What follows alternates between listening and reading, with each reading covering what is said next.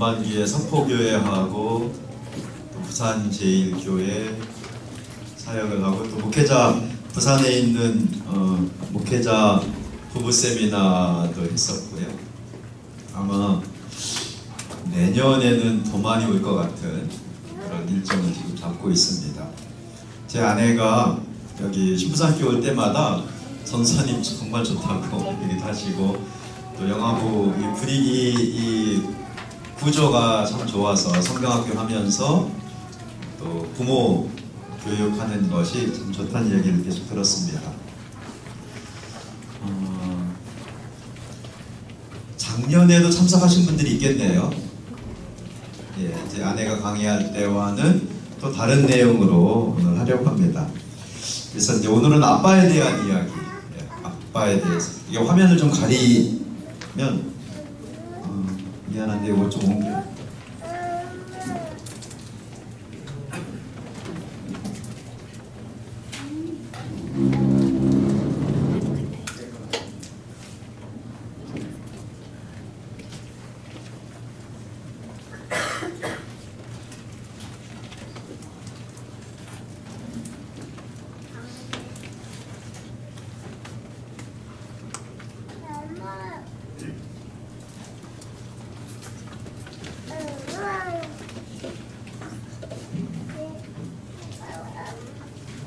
아빠에 대한 이야기인데 그 중에서 자녀를 축복하는 아빠에 대해서 하려고 합니다. 아빠가 함께하면 더 행복한 가족의 시간, 또 가정 분위기, 이것도 포함해서 하겠습니다. 자녀를 축복한다는 것은 아주 쉽게 말하면은요, 저는 뭐 여러 가지가 있겠지만은 우리가 자녀를 축복한다는 게 뭘까? 그거는 자녀를 행복하게 하는 거라고 생각을 합니다. 우리 아이들을 행복하게 하는 역할, 그것을 특별히 아빠들이 할 수 있어요. 한 2달 전쯤에 어느 교회에서 저희 부부가 함께 사역을 했는데요. 그때도 이제 자녀 양육이었는데, 제 아내가 강의할 때는 하나님 아이를 키워라 내용처럼 자녀가 하나님의 선물이다, 또 성품과 어떤 사랑으로 양육하는 것을 많이 이야기하고, 저는 자녀들의 진로, 지도에 대한 부분을 이제 강의를 합니다. 오늘도 후반부에 우리 새아이 이야기, 특별히 자녀들의 진로, 지도는 아빠의 역할이 중요합니다. 그 2달 전에 교회에서 끝나고 여 집사님이 이제 대화를 하게 됐어요. 티타임을 하면서 남편이 옆에 있었고, 그리고 목사님하고 또 다른 분들. 근데 이분이 너무 고민이 많아서 양해를 구하고 이제 대화를 좀 길게 했습니다. 다른 분께 부탁을 하고. 어떤 내용이냐면 막 울먹거리고, 이 엄마가 너무 힘들어서, 저 너무 애 때문에 힘들어하길래 혹시 무슨 일이 있냐고 했더니 애가 거짓말을 한다고. 이제 아빠도 일하고 엄마도 일하는데 애를 잘 키우고 싶은데 애가 거짓말을 몇 번 했나 봐요. 그래서 들어보니까 엄마 입장에서는 이제 하나님을 경외하고 교회 생활도 잘하고 좋은 성품으로 키우고 싶겠죠. 초등학교 3학년인데 거짓말 하니까 너무 힘든가 봐요. 얘가 우리 애가 내가 이렇게 기도하면서 키웠는데 지금까지 왜 눈에 빤히 보이는 거짓말을 하느냐. 근데 남편은 옆에서 웃고 있고. 그래서 듣다가 내 얘기를 했어요. 그거 아무것도 아닌 것 같다고. 저는 그 나이 때 엄마 돈을 늘 훔쳤다고. 저희 어머니가 이제 가게를 했는데 열쇠를 어디 놓는지를 내가 알았어요. 그 만화가게 가고 싶어갖고, 엄마가 아는지 안 모르는지는 그때는 몰랐죠. 나중에 가만히 생각해보니까 알았던 것 같아요. 그래도 늘 거기서 돈을 훔쳐갖고 만화가게 가고, 그리고 그 초등학교 3학년 애가 거짓말을 많이 하는데, 이렇게 형이 또 아들 둘을 키우는데 애가 이제 5학년인가 6학년인가 그래요. 걔 때문에도 고민이 많이 되나 봐요. 그래서 이제 그 얘기를 했죠. 내가 6학년 때 나는 엄마 돌로 훔치다가 저는 이렇게 책의 영향을 받아요. 책을 읽으면 그대로 하고 싶어요. 제가 초등학교 때 박씨부인전, 혹시 그 우리나라 전래 동화라고 해야 되나요? 그 책 아십니까? 그거 읽고 나는 너무 좋은 거예요. 박씨부인전 읽고. 그래서 나는 결혼을 박씨랑 하겠다. 그때 생각이 있었어요. 그래서 제 앞에 만났을 때 성씨부터 따지고. 저는 책을 읽으면 책의 영향을 받아요.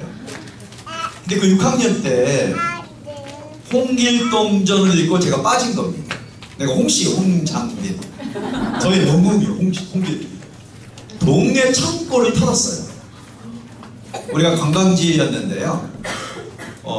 몇 번 이렇게 콜라 사이다 다 훔쳐갖고 이만큼 내 창고를 따로 만들었어요.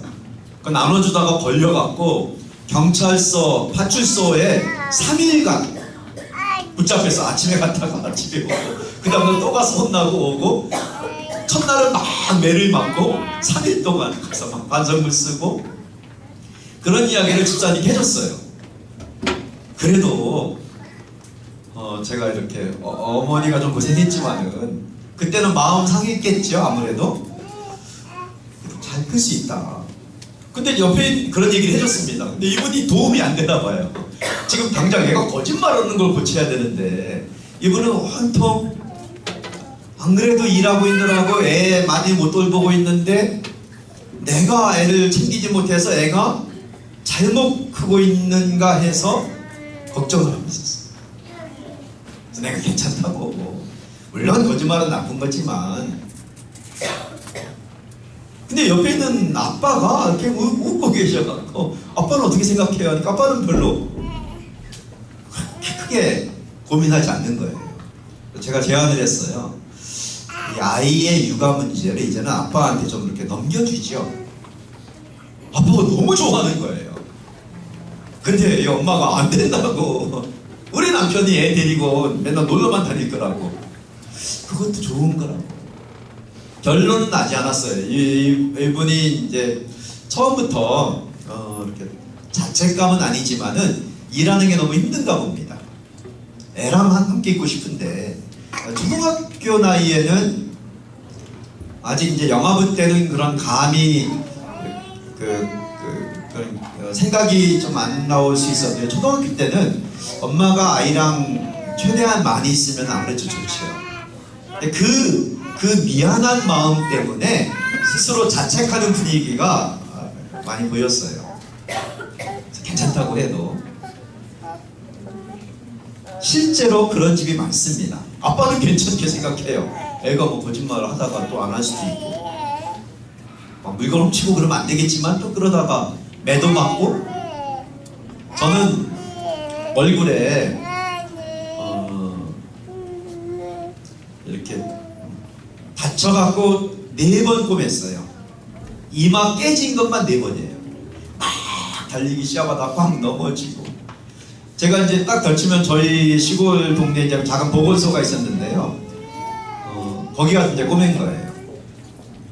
근데 내가 딱 다치면 우리 아버지는 혼내지 않았어요. 데리고 가서 보건소에 가서 이렇게 꼬매요. 그리고 며칠 있다 이제 실밥을 풀잖아요. 실밥을 푼 다음에 매를 막 맞았어요. 그 이유는 엄마 마음을 힘들게 했다고. 그러니까 제가 한번 꼬맨 다음에 이게 실밥 푸는 날이 너무 겁이 나갖고 계속 붙이고 있고 싶은 거예요. 이거 풀면 맞으니까. 근데 딱 이렇게 때린 다음에 괜찮다고.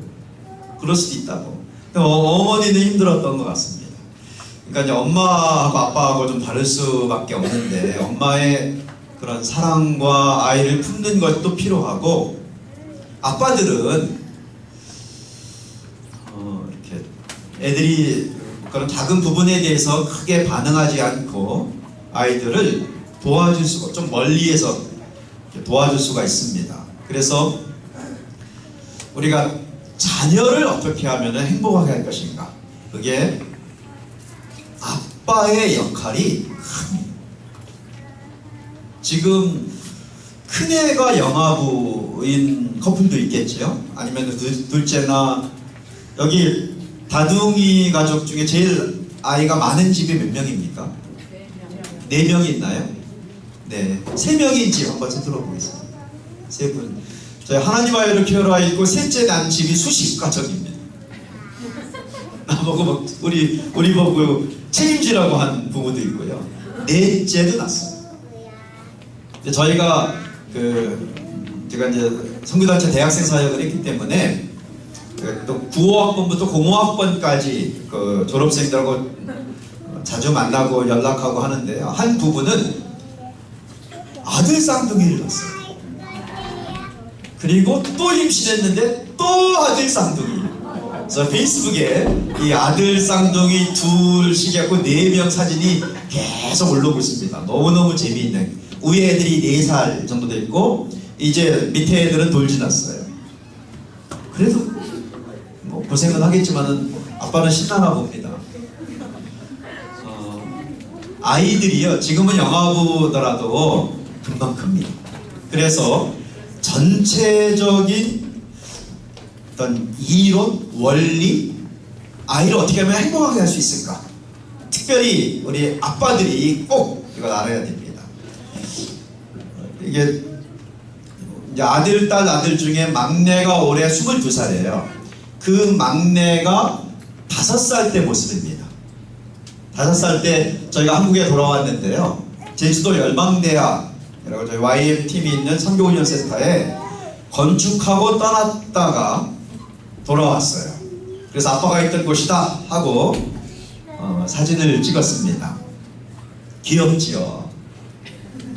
얘는 아빠 말을 잘 들어갖고 아빠가 거기 그대로 앉아라 하면 또 이렇게 막대기 들고 막 자기가 스타워즈의 제다이라고 막 놀고 있다가 딱 앉아서 사진 찍었는데 저희 집은 요즘에 이제 인터넷에서 그렇게 노는 가정이 많이 있던데요. 옛날 사진 다시 찍기를 우리는 오래전부터 했어요. 그래서 얘가 17살 됐을 때 찍은 겁니다. 우리 집 현관 앞에서 똑같은 애잖아요. 그래요. 그러니까 아이가 5살 때도 있고 17살 때도 있고 지금은 뭐 만으로 2살, 3살 그래도 아이들이 큽니다. 그래서 다시 한번 이제 말씀드리는 거는요. 엄마들은 이게 뇌 호르몬에 대한 부분에서 모성애가 본능적입니다.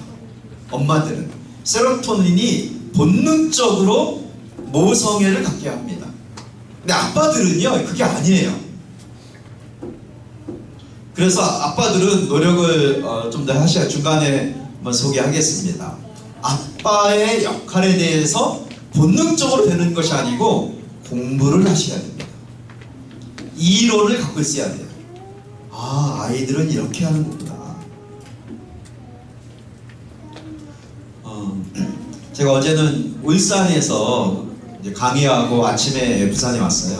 거기 이제 부부 교육을 했는데 이제 특별한 주제 갖고 했어. 어떻게 하면 이혼하지 않을 것인가.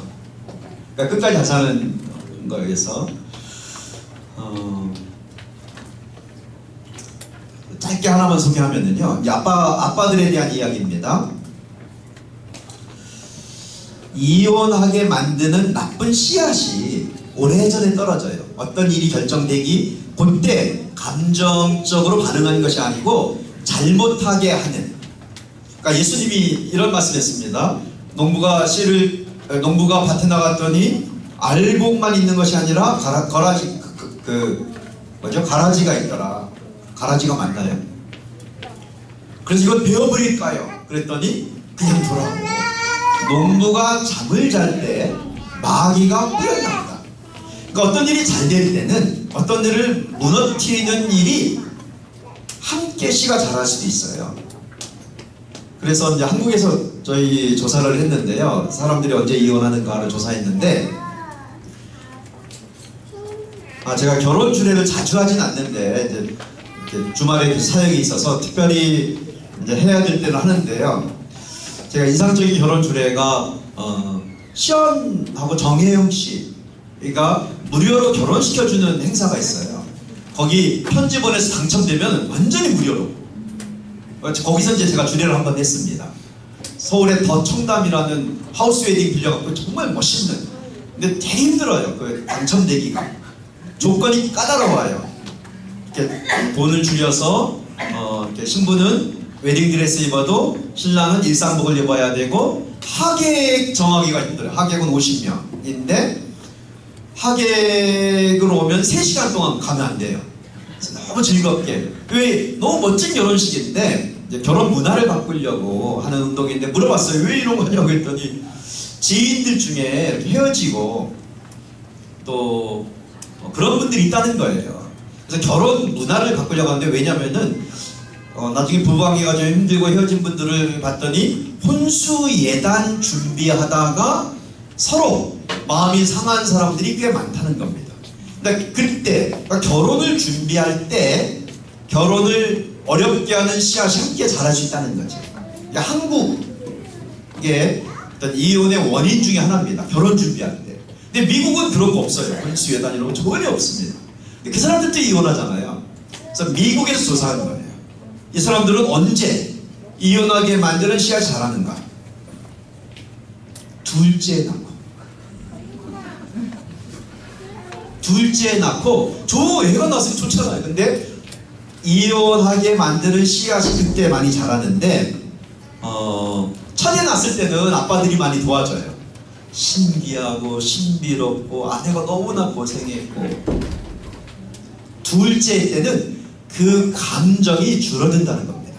남편들이 많이 못 도와주지 못하고 또 일반적으로 사람마다 다르겠지만은 일반적으로 아이가 둘째가 낳았을 때쯤 남편의 사회적 분위기가요 진급을 앞두고 있다든가 회사 일이 힘든다든가 스트레스가 많이 받을 때예요.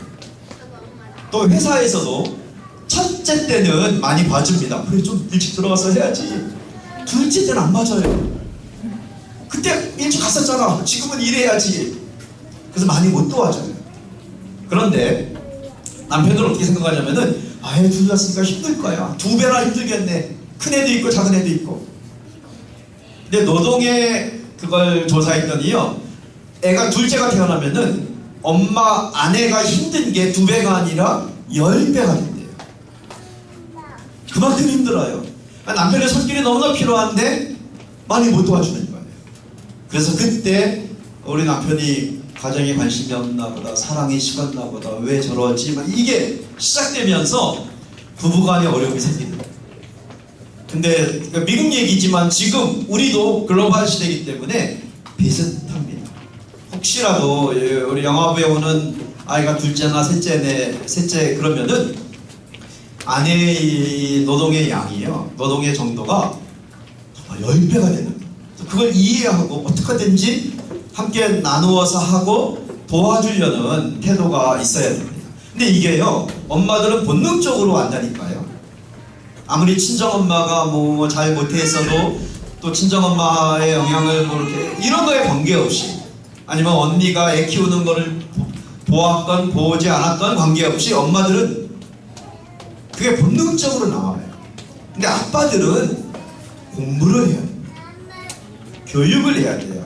그래서 우리의 생각에 어떤 부분에 일정한 부분은 좋은 아빠가 되겠다, 좋은 남편 되겠다라는 목표가 있어서 노력을 하셔야 됩니다. 그래서 이런 시간이 귀한 거죠. 지금 당장은 뭐 기저귀 갈고에 목욕시키고 돕는 건 그것만으로도 좋겠지만은 아이들은 이렇게 금방 커요. 그래서 아이들의 육아의 한 부분 속에서 내 역할을 분명히 하겠다.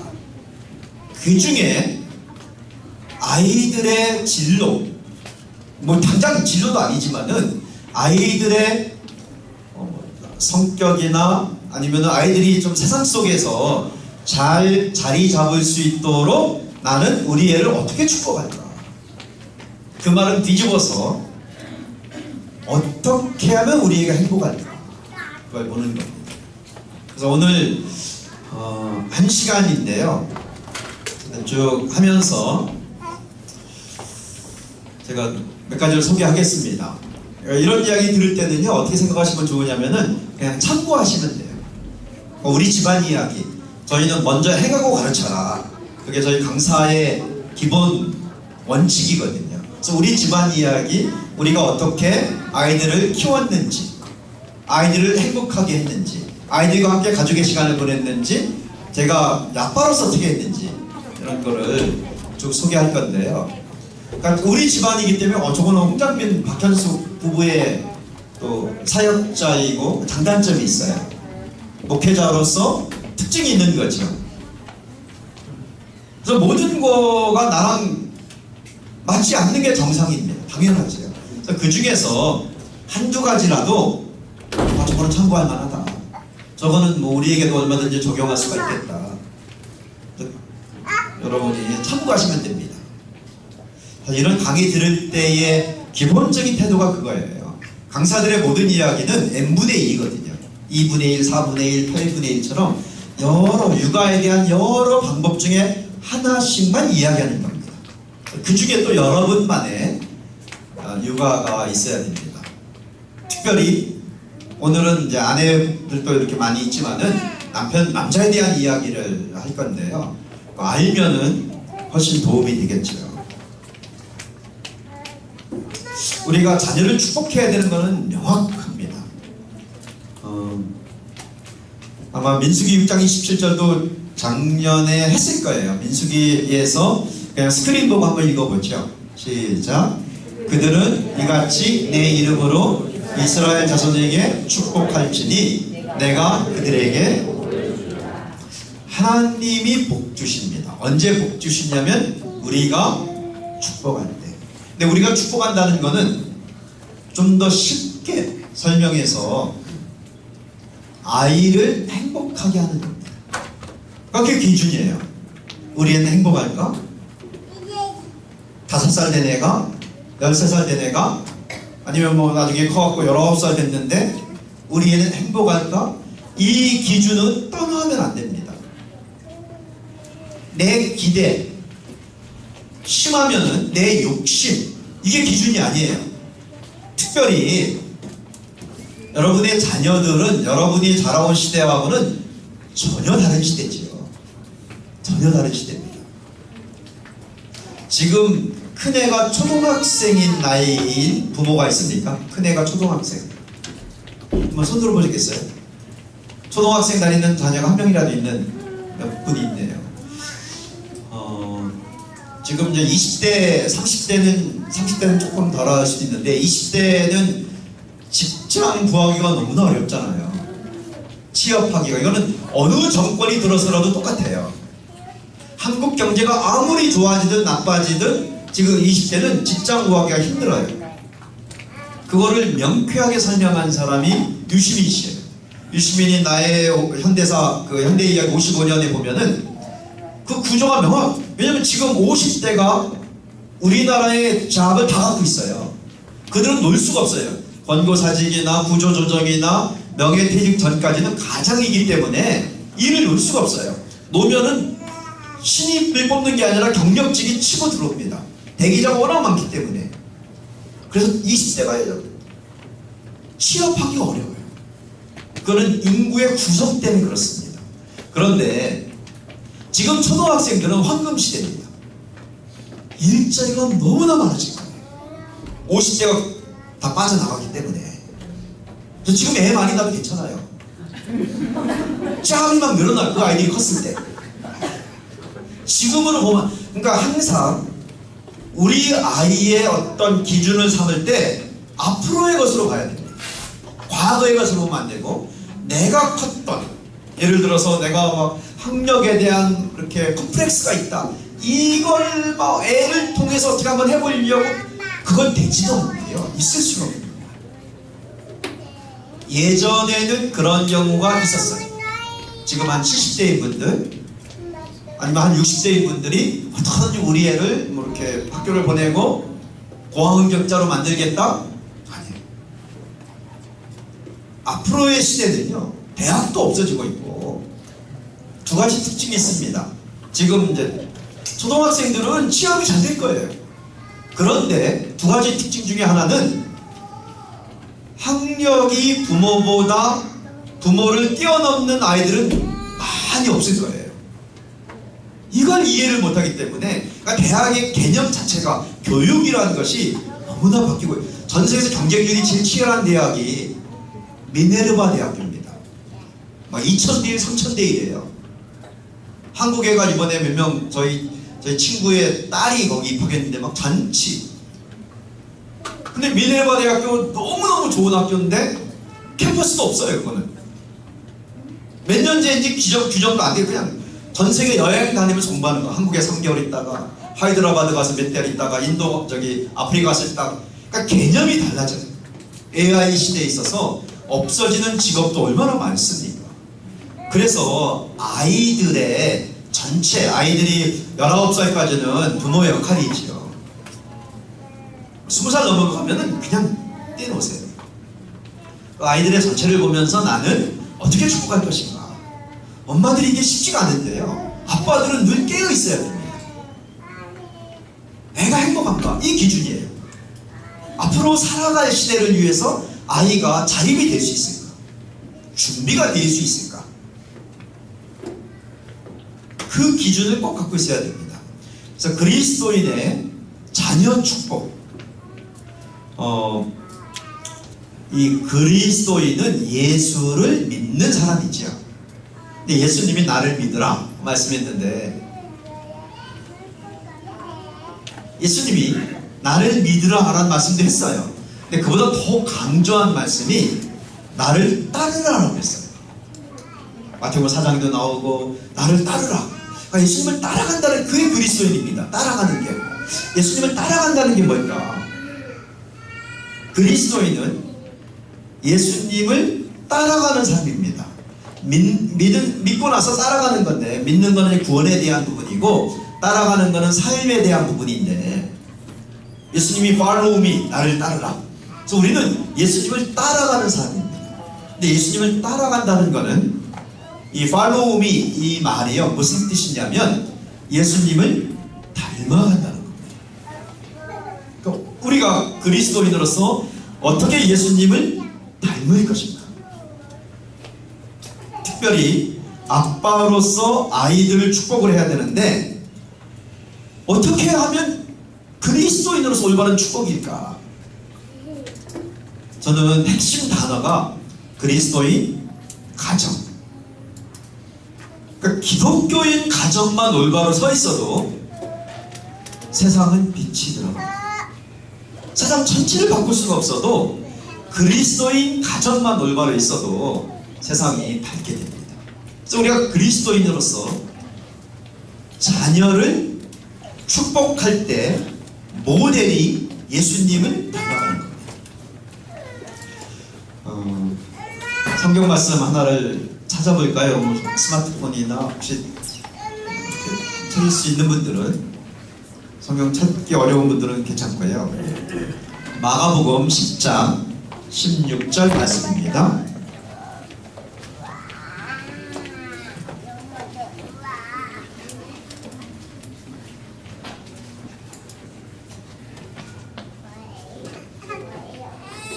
마가복음 10장 16절 함께 읽겠습니다. 시작. 그 어린아이들을 안고 그들 위에 안수하시고 축복하시니라. 우리 스크린 보면서 한번 읽어보죠. 시작. 그 어린아이들을 안고 그들 위에 안수하시고 축복하시니라. 세번역 성경입니다. 예수께서는 어린이들을 껴안으시고 그들에게 손을 얹어서 축복하여 주셨다. 우리가 예수님을 닮아야 되는데 예수님은 어린아이들을 안아주시고 머리에 손을 얹어주시고 복을 빌어줬습니다. 이게 축복이에요. 축복하셨습니다. 이 세 가지가 있었죠. 예수님은 안아주시고 안수는 손을 얹었다는 겁니다. 안수하시고 축복하셨습니다. 그래서 우리 아빠들이 집에서 아이들을 늘 예수님처럼 하셔야 돼요. 어린아이들을 안고 머리에 손을 얹고 축복하는 겁니다. 축복하는 말을 해야 됩니다. 축복하는 말은 무엇이 축복하는 말이냐면 결과를 예측을 해보세요. 이 말은 아이가 듣고 행복한가? 그래서 모든 기준은 우리 아이가 행복하게 살 것인가. 엄마들도 이거를 하면 참 좋겠는데요. 많은 경우에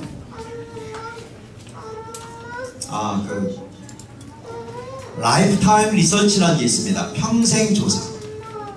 이제 그 조사 중에 평생 조사는 평생 이 사람에게 영향 미친 걸 조사하는 건데요. 대표적인 평생 조사 중에 뭐 이런 게 있어요.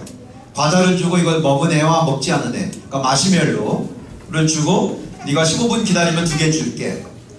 어떤 애는 기다렸다가 2개 먹고 어떤 애들은 안 기다려요. 그걸 왜 기다립니까? 맛있는 게 있는데. 우리 딸은 그 실험 제일 싫어해요. 이게 뭐냐, 애를 놓고 먹을 거 그냥 줘야지. 우리 딸은 절대로 안 기다려요. 그냥 마시멜로가 있으면 그냥 먹어요. 우리 막내는 끝까지 기다려요. 인내력이 많은 게 아니라 그 자체를 좋아해요. 어떤 실험이 있다. 그 과정 속에 즐겨요. 나중에 15분 기다리면 2개 줄 거야. 이거 2개에 대한 것도 있지만 기다릴 줄 있는 애예요. 우리 딸은 안 기다려요. 근데 기다리는 애와 안 기다리는 애가 어떻게 듣는가를 이제 조사하는 거잖아요. 나중에 뭐 10년 뒤에, 20년 뒤에, 50년 뒤에. 그러니까 조사를 오래 한 나라들이 이런 평생 조사가 축적이 돼 있어요. 우리나라는 한 30년 전부터 이런 사회 조사를 했기 때문에 앞으로 나올 거예요. 지금도 조사는 진행되고 있어요. 큰 프로젝트들, 마케팅을 위해서도 그렇고 어떤 인간의 이제 발달 심리 측면의 조사를 많이 하고 있는데 여러 조사들이 지금 진행되고 있는데 영국이나 미국은 이제 오래전부터 했습니다. 그 중에 대표적인 조사가 여자들은 무슨 생각을 할까? 이 조사가 있어요. 여자들은 무슨 생각을 하고 있는가? 그 평생 조사의 결과, 뭐 이건 조사는 표본이기 때문에 동의하지 않을 수도 있고 내 이야기가 아닐 수도 있지만 그러니까 대표성을 띠는 거죠. 사례로 여자들은 무슨 생각하냐면 여자들의 생각을 한 단어로 정리했더니 걱정이래요. 걱정. 여자들은 걱정이 많대요. 2년 금방 돌아올 텐데 전셋집 이사 가야 되는데 어떡할까? 그 걱정. 우리 애가 중학교, 진로, 진학교 어디로 갈까? 걱정.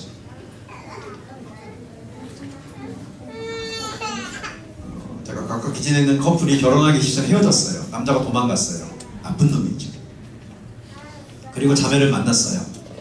이 남자를 찾아가서 혼내야 되는데 이제 찾아서 잠수를 탔는데 도대체 무슨 일이 있었냐 했더니 데이트할 땐 좋았대요. 근데 결혼 이야기 나오면서 상견례 이후에 이 오빠가 이상해졌네요. 그래서 잠수 탄 거예요. 결국 헤어졌는데 왜 그랬냐고 했더니 만날 때마다 그 남자에게 이 자매님이 물어, 우리 어디 가서 살아 이제? 대출은 어떻게 해야지? 나는 언제까지 일해야 돼? 나중에 결혼하고 아이 생기면은 우리는 1년 전에 육아휴직 그거 미리 말을 해줘야 되는데 팀장님께 어떻게 해야 돼? 만날 때마다. 왜 그걸 만날 때마다 물어보냐면은 만나고 집에 오면은 엄마가 물어봐요. 엄마가 그래 니네 좀 돈 좀 모아놨어? 그 남자친구가 도망간 건 진짜 나쁜 거예요. 그거는 있을 수가 없는 거예요. 근데 이해가 안 된 거예요. 이 오빠가 왜 잠수 갔을까? 내가 도대체 뭘 한 건가? 모르겠는 거예요. 제가 설명을 해줬어요. 걱정. 제가 결혼 예비학교에서 강의할 때요, 대화의 총량제 실습을 하거든요. 이제 금요일, 토요일 만났을 때 미래에 대한 어떤 것, 우리 어디서 살고, 뭐 결혼식은 어떻게 하고, 어디 스튜디오 촬영할 이런 결정해야 되는 이런 총량제를 두고 90분 얘기하다가 얘기가 끝나지 않으면 끝. 그 다음 주. 그 다음부터는 총량제 90분 끝나면 이제 재미있는 이야기, 영화 보는 이야기, 놀러갈 이야기, 남자가 그렇게 기다리던 그 이야기. 그걸 실습을 시켰어요. 정말 좋아요. 근데 여자들은 이게 왜 잘 안 되냐면은 아이들에 대해서도 애들에 대해서 걱정이 없어요. 그리고 꼭 내 욕심이 아니고, 근데 왜 남편을 봤더니 그냥 옷거만 입고 별로 신경 쓰는 것 같지가 않고 그럴 수가 있다는 거예요. 그래서 아이들의 진로의 영역을 남편의 역할을 자꾸 이렇게 줘야 돼요. 결정권을 이렇게 남편에게도 좀 그래야 엄마가 더 편합니다. 애가요, 이 편차가 크지가 않아요. 차선을 운전하다가 1차선 가다가 2차선 갈 수도 있죠. 추월하면은. 아니면 막히면은 2차선, 3차선 가다가 2차선으로 돌아 왔다 갔다 할 수 있는, 그래봤자 크지가 않아요. 그냥 역주행만 안 하면 되는 거예요. 아이들이 잘 되고 안 되고 이 차이가 크지가 않아요. 근데 엄마들은 너무나 걱정을 많이 합니다. 물론 개인의 차이는 있을지 몰라도. 그래서 이 아빠들이요, 아이들을 자꾸 축복을 해주세요. 애를 행복하게 하려. 예수님이 우리가 방금 읽었던 이 말씀처럼 예수님이 어린아이들을 안고 그들 위해 안수하시고 축복하셨습니다. 아빠들이 애들을 많이 안아줘야 됩니다. 많이 안아줘야 돼요. 우리 큰애가, 큰아들이 24살에 결혼했어요. 새아이 이야기를 조금 이따 할 건데요. 얘는 공부에 관심이 없었어요. 초등학교 3학년 나이에 저희가 이제 국제사역을 했기 때문에 미국에 저희 팀들이 있거든요. 방문하고 보스턴에 방문했을 때 제 강의도 마치고 이제 우리 애들 같이 갔었어요. 자동차로 다니면서. 근데 한국 부모들은 보스턴 오면 꼭 들리는 게 하버드 대학교거든요. 하버드 동상이 맨질맨질해요. 하도 한국 엄마들이 많이 만들었고. 그래서 제 아내가 이제 소중한 추억 중에 하나가 친정엄마가, 그러니까 저희 장모님이 가난한 집이었는데 옛날에 그랬대요. 나는 네가 원하면은 다 시켜줄 수 있어. 하버드 유학도 시켜줄게. 그 시골 산속에서. 근데 그게 실제로 이루어지지 않았어도 제 아내에게 힘이 됐대요. 그래서 똑같이 해본 거예요. 우리 아들한테 너는 네가 원하면은 하버드 유학을 시켜줄게. 너도 여기 오고 싶니? 초등학교 3학년 10살 된 우리 큰아들이 아니요, 나 공부 싫어요. 초등학교 4학년 때 11살 때 나 공부 싫어요. 그래서 학교를 그때 그만둔 거예요. 걔는 공식 학력이 초등학교 4학년이에요. 우리 큰애는 그걸로 끝냈어요. 그리고 홈스쿨을 하게 된 겁니다. 학교 다니기 싫다고. 뭐 하고 싶은데 난 돈 벌 거예요. 우리가 이제 하도 돈 없이 사는 거를 많이 봐서 우리 큰애는 돈을 벌고 싶었어. 그럼 돈을 벌어라. 좀 생각해. 어떻게 하면 돈 벌 수 있을까? 북일을 하다가 13살부터 이제 돈 벌러 다니기 시작했어요. 학원을 다녔습니다. 청소하러. 제 후배가 운영하는 큰 영어 학원이 있는데 거기 청소하면 용돈을 줬거든요. 밤 10시까지 기다려 막 청소, 교실마다 끝나면 막 청소하고 칠판 치우고 10시에 거의 같은 나이 애들, 아니면 자기보다 형아들도 있는데 애들 차에 타는 거 이렇게 도와주고, 기사님이 제 친구의 장인어른이셨거든요. 그분과 함께 조수석에 딱 타갖고 애들 다 이렇게 내려주고 집에 타고 오는 거예요. 그러면은 한 달 월급을 받는 겁니다. 나중에 휴대폰 생겼을 때 그것도 내고 자기가 필요한 것도 쓰고 또 여러 가지 일을 했어요. 피팅 모델도 했습니다. 동대문에서 이렇게 옷 사고 싶으니까 돈이 이제 자기가 생각한 거지요. 그래서 옷 입어보고 이제 사진 딱 찍고 옷 얻어오고.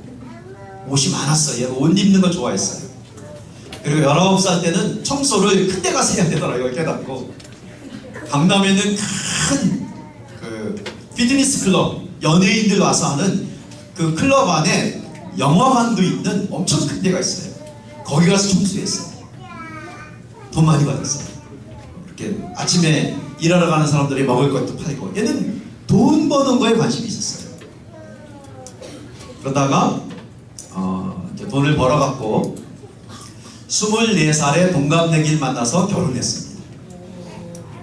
결혼식 하기 전에 걔는 목표가 21살에 결혼하는 거였는데 자기 딸애는 3살 늦게 간다고 막 큰 소리 치면서 결혼을 했는데 아주 작은 결혼식을 했어요. 예쁜 예배당이 있는데요. 그래서 사돈하고 나하고 공동 주례를 하면서 결혼식을 했는데 애가 돈을 버니까 제가 좀 이렇게 불편할 때가 있어요. 어디 가면 자기가 돈 내잖아요. 자기가 돈 있으니까. 근데 자기가 돈 내면서 목에 힘줘요. 뭐 이럴 것 같고. 그러니까 갈수록 이렇게 저랑 또 자기 돈 쓰는데 결혼식 준비하면서도 약간 좀 티격태격할 뻔했어요. 제 아내하고는 아닌데 나하고. 그래서 안 되겠더라고요. 그래서 결혼식 하기 이틀인가 전에 이제 예비 며느리까지 이제 우리 집에 왔을 때 우리 애한테 네가 지금 큰 소리 칠 것도 없다. 너 태어났을 때 내가 품에 너를 안고 이렇게 잠이 들었는데 이 사진을 보여줬습니다. 우리는 옛날 사진 다시 찍기를 해요.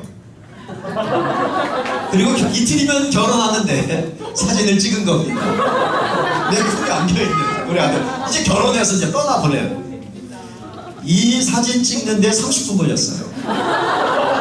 얼마나 힘든지요. 그냥 옛날 이게 안 나와요. 이게 끄기도 하고 사진 보면서 포즈도 취하고 결국은 찍었어요.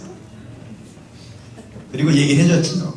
아빠가 너를 키우면서 어떤 마음으로 키웠는지 나는 내가 행복한 것이 기준이었다.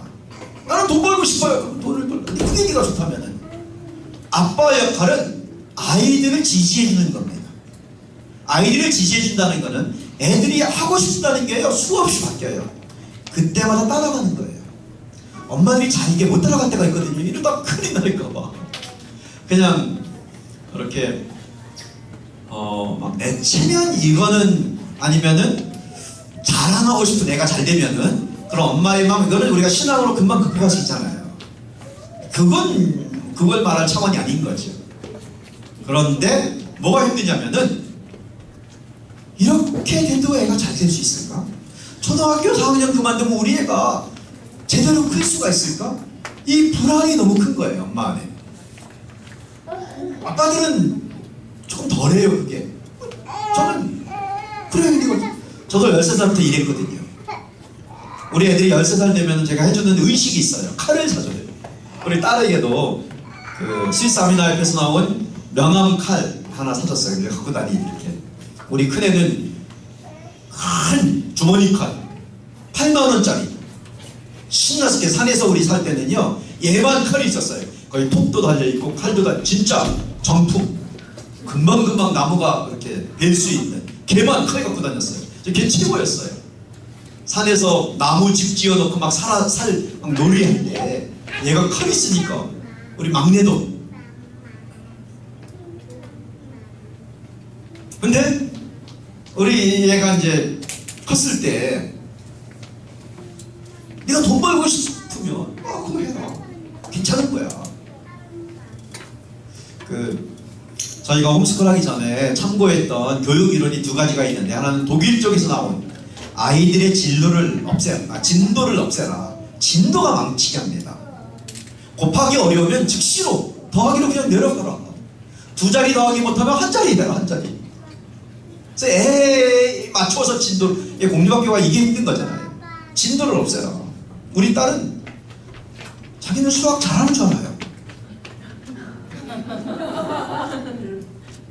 근데 제가 얼마 전에 물어봤더니 누구다 내혼이 26살 됐는데 대답을 회피하더라고요. 그래도 올리브영에서 일하고 있는데 그 결제 포스 사용하는 건 자기가 제일 잘한대요. 아무 문제 없어. 그냥 누르면 되는 거니까. 사는데 아무 지장 없어요. 구구단을 하든 뭐 못하든. 근데 자신감이 있는 이유는 곱하기 못하면 그냥 더하기로 내려가는 거예요. 두 자리 더하기 못하면 한 자리로.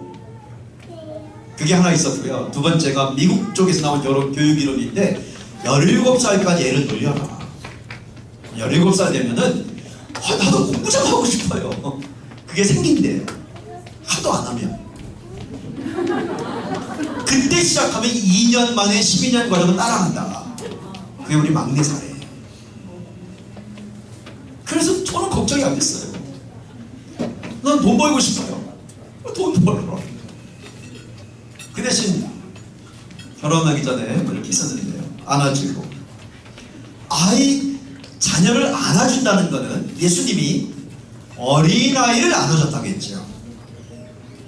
어느 권사님이 그러더라고요. 이런 강의하는데 애가 얼마나 예쁜데요, 손주가 그렇게 예쁘대요.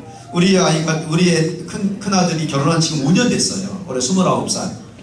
자기들이 아직도 만으로 따지면 뭐 27살 반이라고 하면서 아직도 나열했다고 아이는 아직 없는데 30 전에 한번 생각해볼게요 막 그래 큰소리 치고 있거든요. 며느리한테는 내가 니네 언제 애 낳을 거냐고 차마 말을 못해요. 50만 원 주고 해야 된다고 해갖고 사돈이 막 얘기를 하고 니네도 애를 낳아야지. 근데 손주가 진짜 귀여운 거 그 권사님이 애 손주를 얼마나 안아주는지 강의 듣는데 서서도 막 안아주더라고 애를. 그 권사님 손주를. 애가 큰데도 너무 이쁘대요. 그 어린애는 이쁘잖아요. 오늘 안고 있는 것처럼. 예수님이 어린아이를 안아줬어요. 그거를 천천히 읽어보세요. 그 성경을. 예수님이 어린아이를 안아주셨다. 이 말씀은 어린이들을 안아주셨다. 어린이라는 말은 우리나라 이 단어가요 16세기경 영조 정조 시대를 지나면서 우리말이 정돈이 돼요. 어린이라는 말은 어리석은이에서 온 거예요. 그러니까 어린아이를 안아준다는 거는 애가 어린애 같은 짓을 할 때도 안아주는 거예요. 그게 아빠의 역할이에요. 애가 좀 이렇게 엄마 속썩이고 엄마랑 막 힘들어할 수도 있는데 아빠들까지 흔들리면 안 돼요. 애가 살다 보면 어린애 같은 짓을 하죠. 심지어 어리석은 짓을 할 때도 안아주는 거예요. 그게 아이를 축복하는 겁니다. 어느 딸이 운전하다가 과속으로 경찰에 미국에서 있는 일인데 잡혔어요. 근데 동네에서 잡혔는데 너무 과속을 해갖고 경찰이 딱 잡아보니까 우리 교회 목사님 딸이에요. 19살인가 20살 책에 나온 이야기거든요. 그럼 과속하면 그냥 벌금 끊고 보내는 게 아니고 과속을 하잖아요. 그러면은 트렁크를 조사하게 돼 있어요. 혹시 마약을 했는지 뭐가 음주를 했는지 트렁크를 열었더니 빈 수입병이 가득한 거예요. 그래서 이제 음주는 아니고 경찰서로 가서 목사님께 전화를 했어요. 목사님 딸이 잡혀든 목사님 왔어요. 근데 딸이 과속하다가 붙잡혔는데 엄마는 너 얼마나 힘들겠어. 엄마가 아무리 미국 사람이라도 얼마나 힘들겠습니까. 딸이 과속하다 잡혔는데 성도가 경찰인데 잡히고 나서 보니까 트렁크에 빈 술병이 가득이고 그 목사님이요 사모님한테 당신은 가만히 있으라고 내가 하는 걸 보라고 그리고 아빠가 가서 걔를 안아줬어요. 그런 거예요. 어린이를 예수님이 안아줬는데 우리가 예수님을 따라간다는 것은 예수님을 닮아간다는 건데 그게 그리스도인인데 예수님이 어린아이를 안아준다는 것은 좀 어리석을 때도 안아주는 거예요. 그럴 수 있지. 괜찮아. 어리석을 때도 안아주는 거예요. 그 용납을 아이들은 반드시 경험을 봐야 돼요. 내가 잘못했을 때도 실수했을 때도 아이들이라는 질문은 두 가지예요. 내 마음대로 살아도 되나요? 그건 no 안 돼요. 기준이 있어야 돼. 울타리가 있어야 돼. 그러면 혹시 내 마음대로 살아서 실수해서 잘못했는데 그래도 아빠는 나를 사랑할 건가요? 예스, 그건 맞아. 우리 애가 초등학교 4학년 때 그만두고 돈 벌러 나갈 거예요 한때. 제가 생각한 거는 얘가 어떻게 하면 행복할까. 하도 엄마 아빠 돈 없는 걸 보더니 돈 벌고 싶다고 자기 아빠를 자기가 하고 싶다고 이래. 걔는 검정고시도 안 했어요. 그리고 이제 돈을 벌어서 결혼해서 27살에 공부하고 싶다는, 남들은 17살쯤 되면 생각난다던데 27살에 공부하고 싶다고 하더라고요. 그래서 27살부터 공부를 시작했어요. 지금. 그럴 수 있는 거예요. 그때마다 안아준다는 거는, 품어준다는 거는 그걸 받아주는 겁니다. 아이들의 결정을. 차상을 옮기는 건 얼마든지 할 수 있는 거예요. 근데 혹시라도 역주행하면 안 되는데 그것까지도. 미국에 가장 경건하다고 알려진 기독교 공동체가 있어요. 거기 출신을 제가 여러 명 만났거든요. 충격을 받았어요. 저는 해도 이런 사람 처음 봤어요. 그걸 따라 할 수가 없어요. 역사가 오래된 공동체인데요. 정말 경건한, 정말로 신앙이 있는 공동체인데 18살이 되면 애들을 내보내더라고요. 그때 애들이 죄를 많이 지어요. 마약도 하고 술도 마시고 2년 동안 마음대로 살아요. 그거를 부모들이 아무렇지도 않게 생각해요. 그리고 20살 되면 결정하게 해요. 너는 어떻게 살래? 그때 나는 이 공동체의 규칙에 맞게 살겠다 하고 결정한 애들은 평생 가는 거예요. 좀 더 방황할 수도 있고. 그 2년 동안 부모들은 별로, 그건 완전히 역주행이잖아요. 죄를 짓는 건데도 그건 네가 선택해. 네가 선택해. 그러다가 2년 정도 지나서 다 대부분이 돌아와요. 그리고는 그 이후에 신실한 크리스찬으로 유혹에 전혀 흔들리지 않고 평생을 살아가요. 그 기반이 어디서 왔을까? 아빠의 용남이에요. 괜찮아. 내가 너를 하나 줄게. 우리 큰애가 여러 번 세상적 기준으로 볼 때는 불안하고 이해하기 어렵고 걱정스럽고 그런 게 많았어요. 자기 똑같은 친구는 막 그냥 대학 가고 어떤 애는 또 유학 가고 그러는데 얘는 막 일하고 돈 벌고 청소하고. 그거를 받아주는 거예요. 아이들이 결정하도록 하고 따라가 주는 거예요. 그게 안아주는 겁니다. 제가 우리 애를 열심히 안아줬더니요, 이틀 있다가 결혼하는데 장인어른도 힘껏 안더라고요. 자녀를 안아주는 것을 늘 하세요. 자녀를 안아준다는 것은 아이를 용납하는 겁니다. 어린애 같은 짓을 할 때도, 어리석을 때도, 혹시라도 뭐 이렇게 거짓말을 해도 아빠는 흔들리면 안 돼요. 차선을 옮겨가는, 무조건 훈육하고 야단치지만 말고 받아주는 거예요. 엄마를 너무 속삭이면은 그때 이제 기준을 만들어서, 우리는 아이들을 훈육할 때 7살 전에 다 끝냈는데 공동체 생활을 했기 때문에 첫 번째가 이모 삼촌의 물건에 손을 댈 때 그게 있었고, 제일 큰 거는 엄마 말에 한 번에 안 들을 때, 그때는 혼났어요. 한 7살 전에 훈육을 끝내면 평생 훈육할 필요가 없어져요. 그래서 아이들을 많이 안아주시기 바랍니다.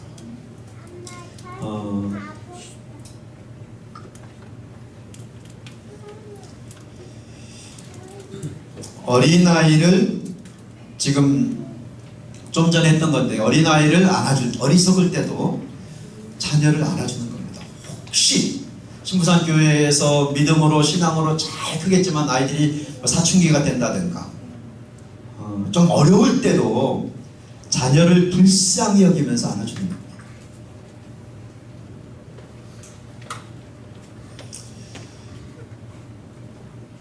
렘브란트가 그린 탕자의 기양입니다.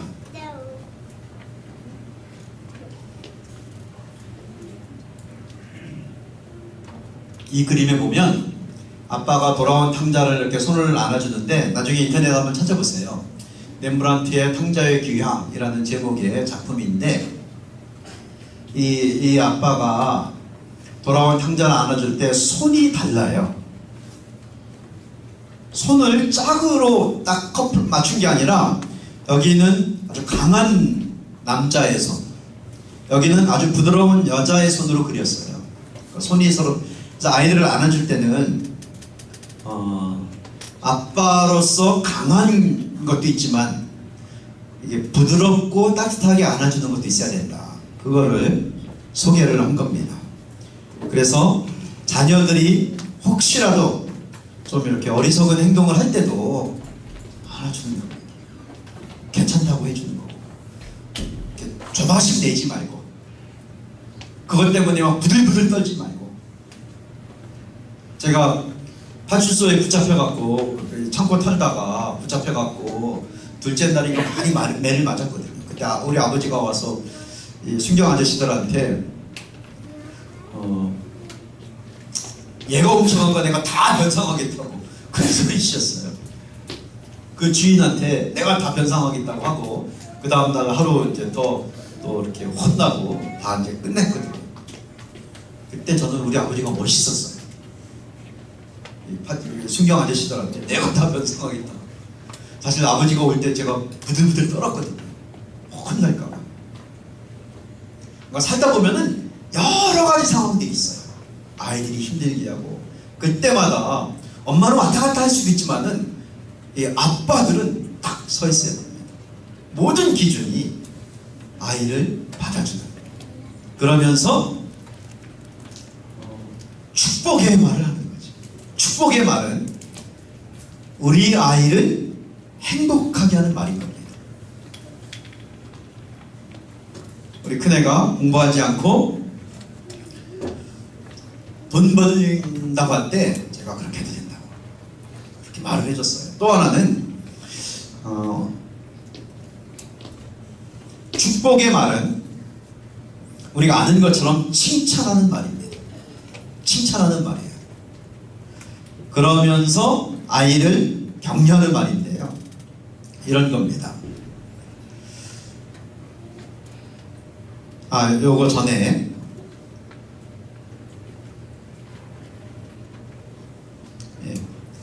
우리가 자녀들을 칭찬할 때 엄마의 칭찬보다 아빠의 칭찬은 훨씬 더 영향력이 있습니다. 근데 우리 큰애가 이제 사춘기가 됐을 때요, 17살이 됐을 때 열심히 돈 벌고 막 일을 하는데 피팅 모델도 하고 하는데 피팅 모델 할 때 머리를 얼마나 막 머리 감고 나서 머리를 막 거울 앞에서 만지는데요.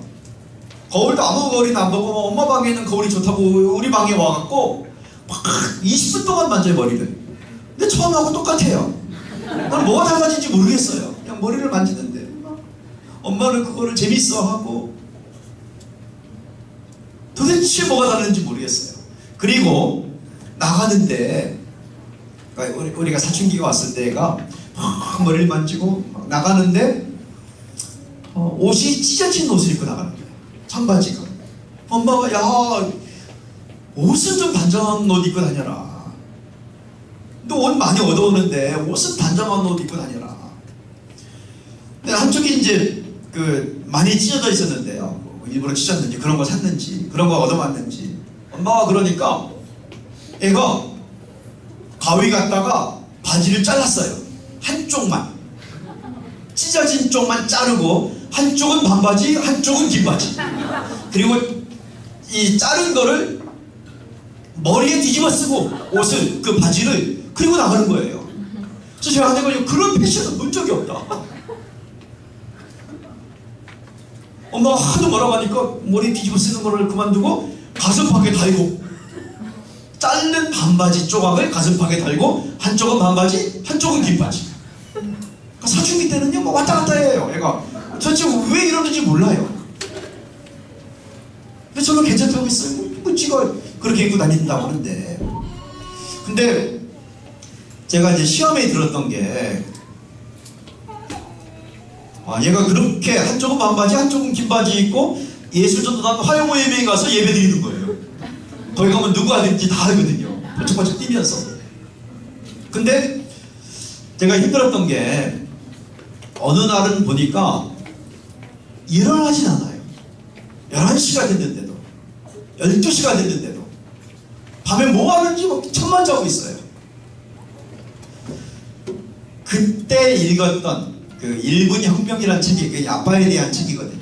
1분 혁명이라는 얇은 책인데 자녀 양육에 대해서 정말 효과적인 좋은 1분 동안 아이를 칭찬하고 그런 책이에요. 1분 혁명. 길게 말하지 말고 1분 동안 훈육을 하고 1분 동안 칭찬하고, 그걸 읽고 있을 때였는데 아이들의 행동에서 칭찬할 게 안 보일 때 중요한 거죠. 그 중에 잘한 것을 찾아서 칭찬해라. 그 중에 잘한 거. 그 중에 잘한 것이 없을 때 그나마 잘한 것을 말해라. 아, 이게요, 내가 나는 머리카락은 괜찮아요. 그리고 뭐 옷을 찢어진 거 입고 괜찮은데 좀 이렇게 일찍 일어나서 성경도 읽고 공부도 하고 또 뭐 이랬으면 좋겠는데 일어나지 않는 거예요. 그래서 제가 우리 아이한테 지금부터 이제 새 아이 이야기를 소개하겠습니다. 어떻게 축복을 했는지, 어떻게 아이들이 자신감을 갖게 하고, 어떻게 해서 아이들이 나는 행복합니다 라고 지금 말할 수 있도록 했는지를 소개할 건데요. 애가 일어나지 않는 거예요. 잠만 자고 있고. 그 중에 잘한 거, 그 중에 잘한 게 안 보이면 어떻게 하라고요? 그나마 잘한 거라도 칭찬을 해야 되는데, 제가 하루에 한 가지씩 칭찬했거든요. 축복의 말을 하루에 한 번씩 기도해주고 머리에, 그리고 하루에 한마디씩 칭찬하고 그럴 때였는데, 그날따라 정말 칭찬할 게 하나도 없는 거예요. 그래서 제가 기도했습니다. 걔 잠자고 있는 방 11시, 12시, 낮에 지금 대낮인데도 잠만 자고 있는 방에 왔다 갔다 하면서, 하나님, 우리 애가 무슨 말을 들어야 행복할까요? 무슨 말을 들어야 칭찬이라고 할까요? 무슨 말을 들어야 기분이 좋을까요? 도대체 내가 얘가 요즘에 칭찬할 게 없습니다. 저는 그날 성령의 음성을 들었습니다. 내 눈을 열어서 내 아이를 바라보라. 뭘 잘하고 있냐? 잘하는 게 없는데요. 그 중에 잘한 걸 찾아봐라. 지금 잠자고 있네요. 근데 내가 왔다 갔다 하니까 애가 이제 깨더라고요. 그때 제가 한마디 했는데요. 이것 때문에 우리 큰아이의 사춘기가 그날 끝났어요. 제가 이렇게 보다가, 애가 자고 있는 걸 보다가 진심으로 애한테, 우리 아들한테 말했어요. 너는 잠을 잘 잔다. 이게 우리 아들에게 한 칭찬의 말이에요. 너는 잠을 잘 잔다. 야, 네 나이에 잠 못 자면 큰일 나는 거야. 미안하다. 내가 너 잠잔다고 맨날 뭐라고 했는데 가만히 생각해보니까 너는 잠을 잘 자는 게 은사야, 은사. 어떻게 이렇게 잠이 오냐. 너는 대단하다. 제가 하도 하니까요. 얘도 알잖아요. 아빠가 이를 악물고 일어나서 샤워하려고 딱 화장실 들어가는데 씩 웃더라고요. 그때부터 얘가 사춘기가 끝났어요. 그러니까 아빠의 칭찬하는 말이, 심지어 좀 이렇게 어리석고 어린아이 같고 내 기준에 미치지 못하고 좀 만족이 안 되고 그럴 때라도 그 중에 잘한 것을 칭찬하면 아이들은 마음에 안정감을 갖게 됩니다. 그리고 행복하게 사는 거예요. 그 직전에 어떤 일이 있었냐면요, 우리가 가정예배를 드리는데 우리 애의 평생, 지금 29살 될 때까지 평생 힘이 됐던 말을 제가 해줬어요. 사실 이 말 때문에 얘는 돈을 벌게 되었고, 그리고 지금까지도 잘 살고 있는데, 한 달씩 벌어서 월세 내고 막 살고 있습니다. 가정예배 드리는데 성경을 못 읽는 거예요. 제가 하나님 아이 일으켜라 책에도 일부분 소개를 했거든요. 분명히 글을 알거든요. 글을 아는데 이상하게 발음을 해요. 한 사람씩 돌아가면서 한 절씩 읽는데 자기 차례가 되면 뭐 이렇게 막 제일 형이고 오빠인데 동생들은 막 성경을 막 줄줄줄 읽고 있는데 성경을 못 읽어요. 며칠 동안 지켜봤더니 글은 알고 있는데 다른 말을 해요. 그게 난독증입니다. 그러니까 난독증이 온 거예요. 하도 이제 옮겨 다니고 그러면서 이렇게 좀 문화적인 충격을 받아서 또 이렇게 뭔가 더 잘하려고 하다가 이게 생긴 거예요. 그래서 난독증을 제가 공부를 해봤죠. 공부를 한 다음에 우리 애한테 자기 차례만 오면은 가정예배 드릴 때마다 막 힘들어하는 거예요. 제가 우리 아이한테 말했습니다. 너는 읽지 않아도 돼. 괜찮아. 난독증 괜찮은 거야. 하나님은 공평하신 분이야. 하나님은 공평하십니다. 하나가 닫히면 다른 게 열려요. 근데 닫힌 것만 보고 있으면 열린 거를 보지 못합니다. 예수님이 여러분이 자녀를 키울 때 늘 이걸 기억을 하세요. 산수 문제를 풀 수 있어야 됩니다. 11 더하기 1이 뭡니까? 12예요. 11은 1의 11배예요. 11배 많은 겁니다. 이거 다 풀 수 있잖아요. 12는 1 더하기 11, 11 더하기 1. 예수님이 12제자를 불러서 잘 훈련시켰는데 한 명이 배반했습니다. 배반은 등 뒤에 칼을 꽂은 거예요. 한자 단어가. 배반은 막지 못했어요. 세상에 살다 보면 애들이 힘든 일이 있어요. 그때 예수님은 제자에게 배반당한 상처 때문에 힘들어하고 그랬으면 우리가 구원받지 못했죠. 유다가 나갔을 때 문 닫았어요. 그리고 11명을 돌아보신 겁니다. 11명. 11명은 한 명의 11배예요. 훨씬 많은 사람들이 있는 겁니다.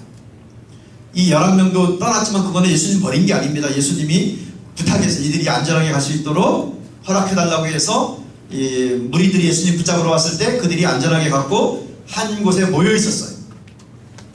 예수님은 자기를 배반한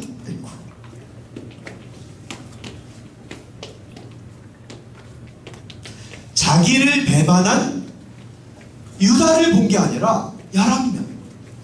그래서 예수님 안에 구원을 이룰 수 있는 힘이 된 거죠.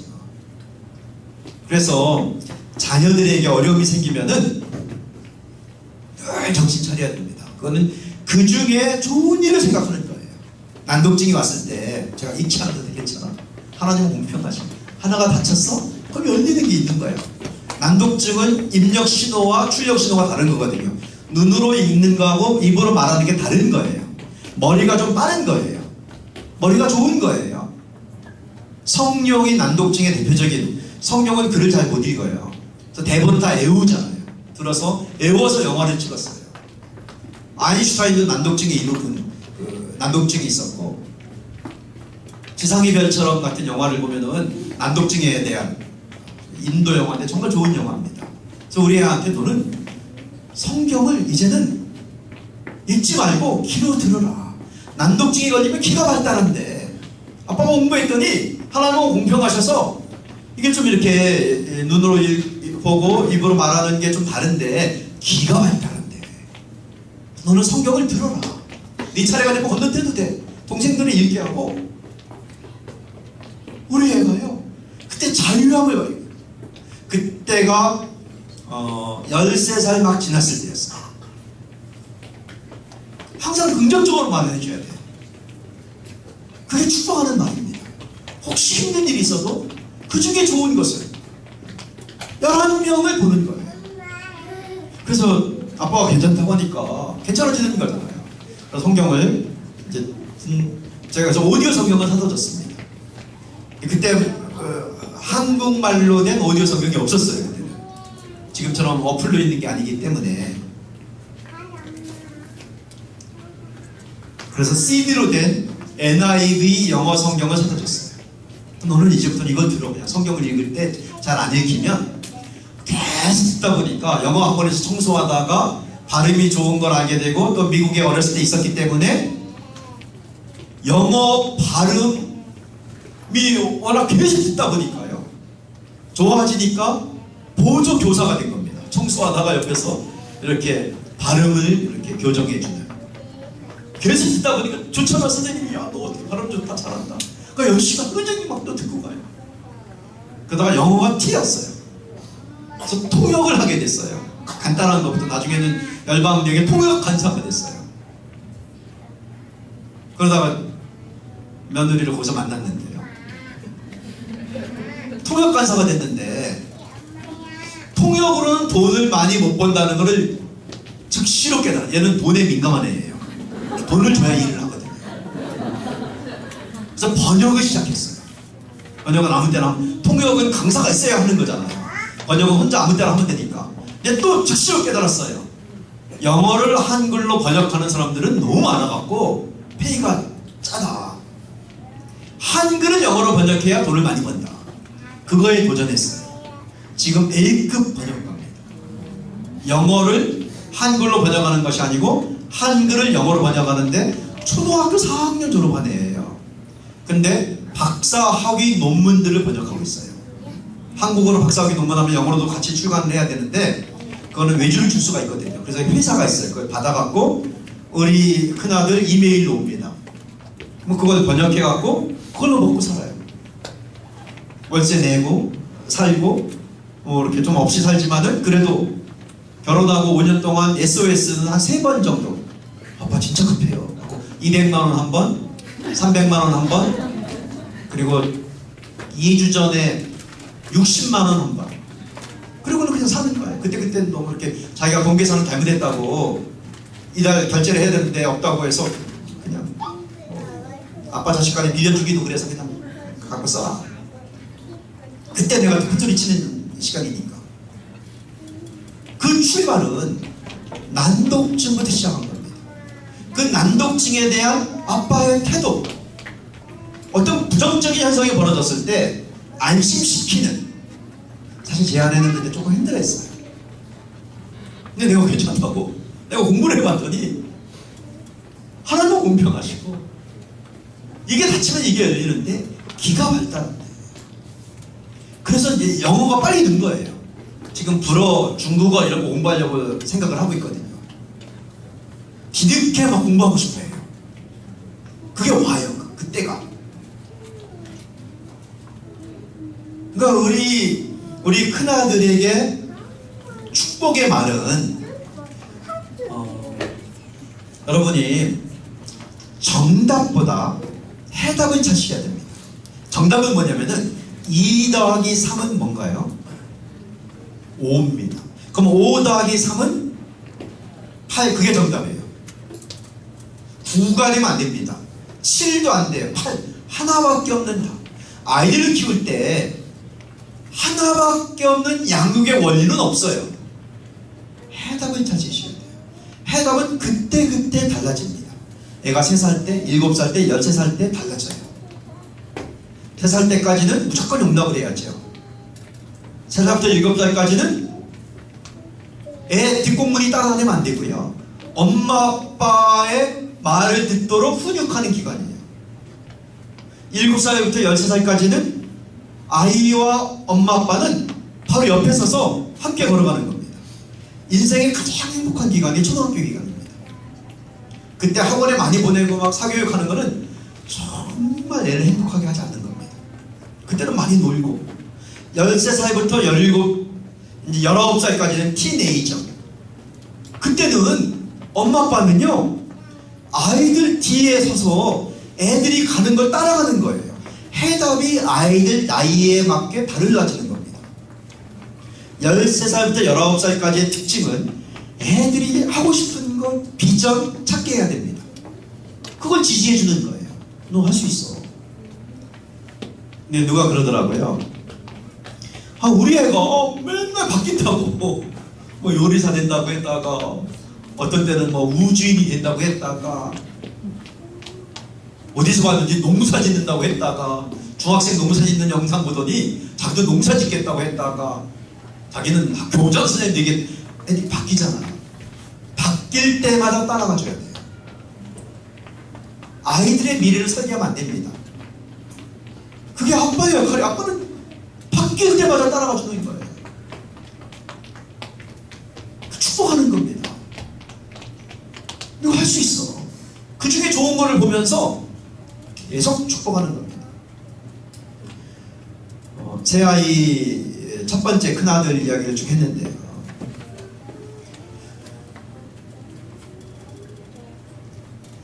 내가 어느 날 이제 평생의 축복에만 너는 성경을 읽으면 돼. 들으면 돼. 그리고 너는 참 잠을 잘 자. 그리고 내가 27살 때 결혼하고 2년 지나서 저랑 함께 여행을 하면서, 우리 가족이 함께 여행을 하면서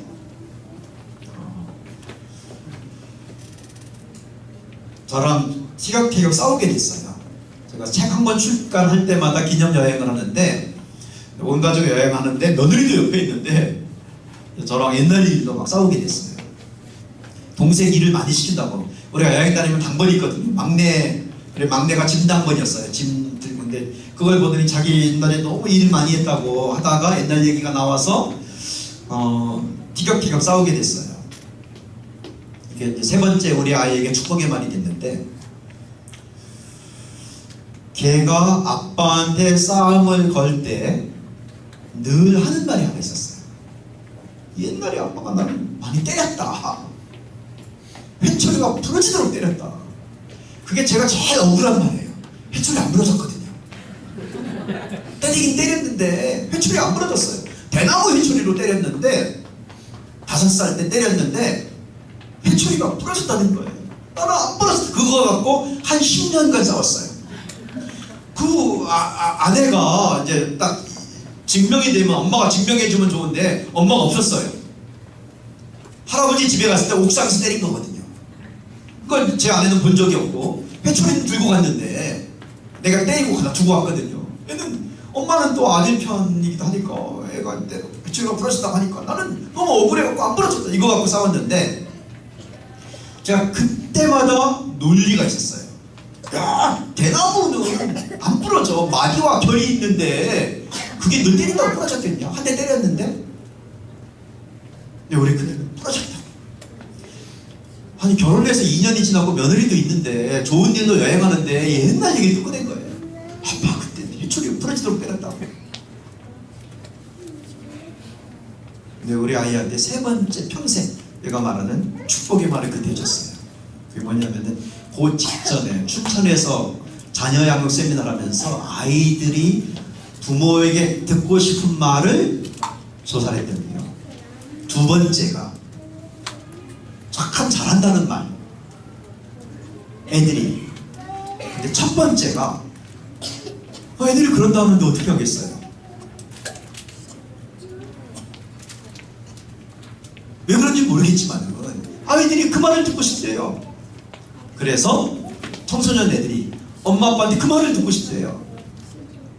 엄마들한테 부모한테 조사해. 부모들은 아이들한테 무슨 말 해주고 싶나요? 사랑한다. 근데 아이들은 사랑한다는 말이 세 번째예요. 그 말 듣고 싶은 거는.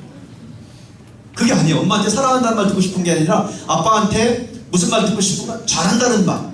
첫 번째가, 제가 우리 애랑 한번 티격태격 싸우다가 그 생각이 나갖고 그 말을 해줬어요. 미안하다.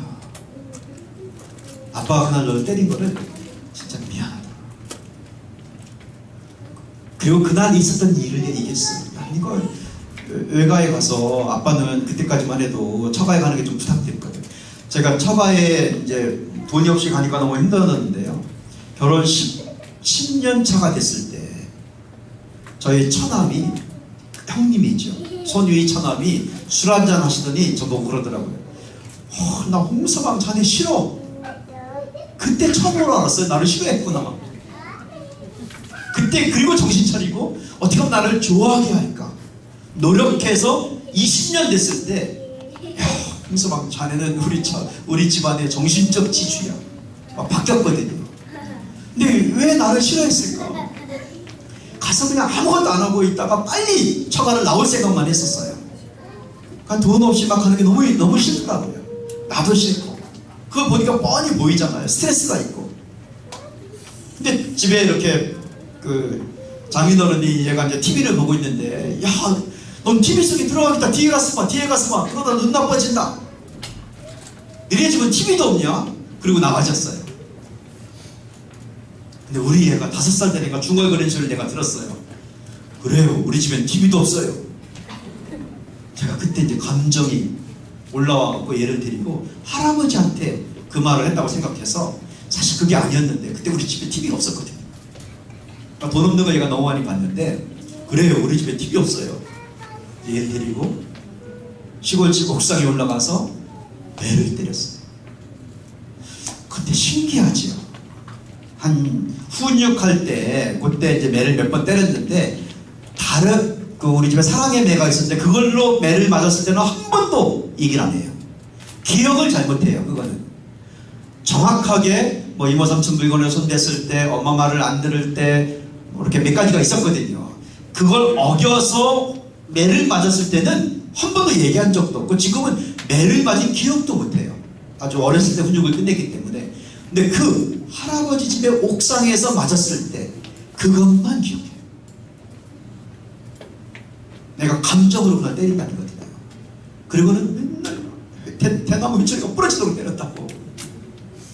나는 마리와 결이 있어서 안 부러져. 그 사실이 뭐냐 그거 갖고 10년간 싸웠는데 그날 내가 아빠 그때 나 때려가고 진짜 대나무 부러졌어요 할 때 얘는 이제 속으로 딱 생각한 것 같아요. 마리아와 결 또 얘기하겠지. 제가 미안하다.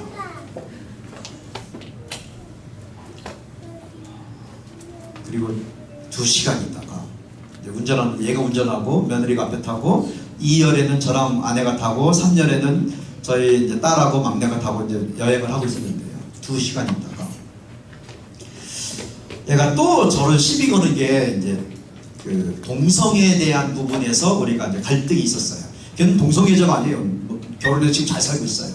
근데 이제 27살에 자기가 공부하겠다 하면서 영어 공부를 지금 시작했는데 어떤 소수자 인권이나 이런 쪽에 지금 관심을 갖고 있어요. 불쌍한 빈곤층 그리고 그들에게 영화를 만들어주고 이러면서 어떤 소수자에 대한 이런 얘기를 할 때마다 저를 막 이렇게 긁어요. 막 이렇게 저를 힘들게 하고 그러면 저는 또 사실관계로 동성애에 대한 어떤 건 막 치열하게 우리가 논쟁을 싸웠어요. 이게 시작되면은 우리 집 분위기는 좀 싸늘해져요. 서로 지지 않으려고 하니까. 근데 2시간 있다가 운전하는데 얘가 또 꺼내는 거예요. 조용하고 운전만 하다가 아빠 그거 동성애 그거 있잖아. 제가 짜증이 나갖고 내가 2시간 전에 미안하다고 했는데 왜 또 싸움을 거냐.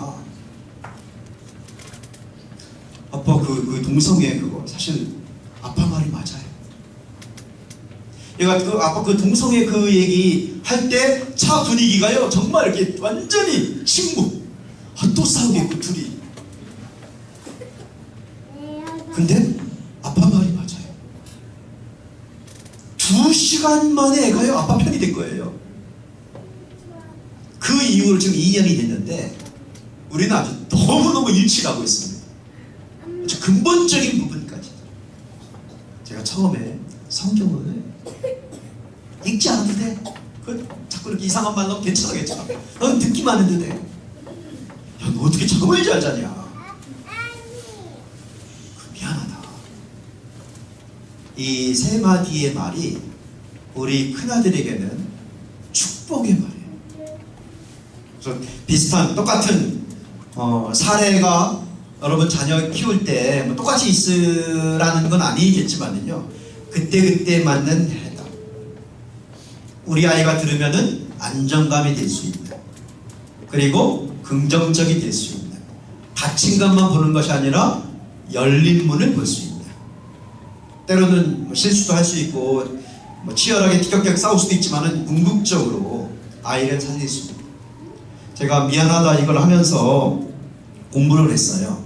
자녀들의 어떤 그 상태에 대해서 하다가 우리나라의 발달 심리에 가장 권위 있는 분이 한성열 교수님이란 분이 계세요.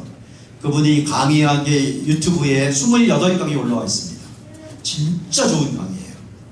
그래서 여러분 유튜브에 CBS 아카데미 속 우리 부부가 부부 이야기 강의라고 그 다음 강사였어요. 정말 최고의 강의입니다.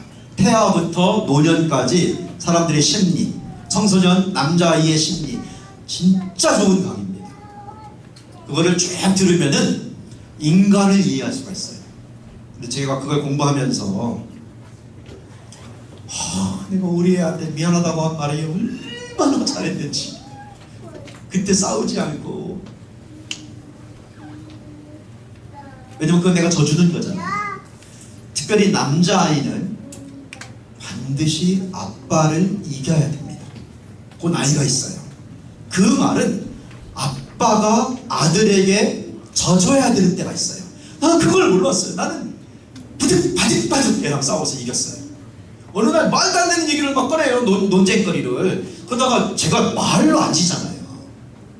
막 이렇게 강의를 하고 이론이 있고 막 하다가 이거 말이 안 되니까, 그때가 한 14살 15살 때였는데 방에 들어가요. 자기 방에 들어가서 막 있다가 또 나와요. 그리고 또 다른 얘기로 막 꺼내요. 그러다 또 안 되잖아요. 내가 말로 안 지니까, 안 져주니까. 또 방에 들어가서 한참 있다가 또, 나는 방에 들어가서 얘가 뭐 하는지 몰랐어요. 방에 들어가서 책 읽고 나온 거예요. 몰래 숨겨놓은 책, 설득의 심리학. 이게 교과서였어요. 아빠를 이기기 위해서. 그걸 몰랐어요. 그때 좀 내가 빨리 져줬으면 좋았는데, 여러분 아들 키우고 있으면은 우리 아빠들은 언젠가 골든 크로스라고 하거든요. 그거를 골든 크로스는 아들에게 져주는 때가 있어야 돼요. 저희가 이 강의를 하면서 목회자들 모임에서 했는데요, 65살인 목사님 은퇴를 앞두고 있었는데 깜짝 놀래갖고 자기 아들하고 지금까지 싸우고 있대요. 아들이 40살. 뭐하고 싸우고 있냐면은, 아빠가 그때 예배 드릴 때 나 손 들고 있으라고 해서 너무 싫었다. 사실 아빠는 기억이 안 난대요. 개척교회 하는데 스트레스를 많이 받고 있었는데 예배 시간에 자기 아들이 떠들었대요. 목사님 아들이. 그래서 너 손 들고 있어 그랬대요. 예배 중에. 그래서 걔가 손 들고 있었대요. 그거 갖고 평생 아빠한테 시비 건 거예요. 아빠는 기억이 안 난대요. 저희 강의 듣고 아빠한테 문자 보내기를 했어요. 그 아들한테, 아들 내가 지금 홍당교 박혀서 여기 강의 듣고 있는데 미안하다고 했대. 예배 때 손 들고 있으라고 해서. 답장이 1분 만에 왔어요. 아빠 뭘 그런 거 갖고 말씀하세요. 다 잊어버렸는데, 지난해 추석 때 와서 그거 갖고 말을 했는데 아빠가 문자 보냈더니 1분 만에 괜찮아요. 아빠는 훌륭한 목회자세요.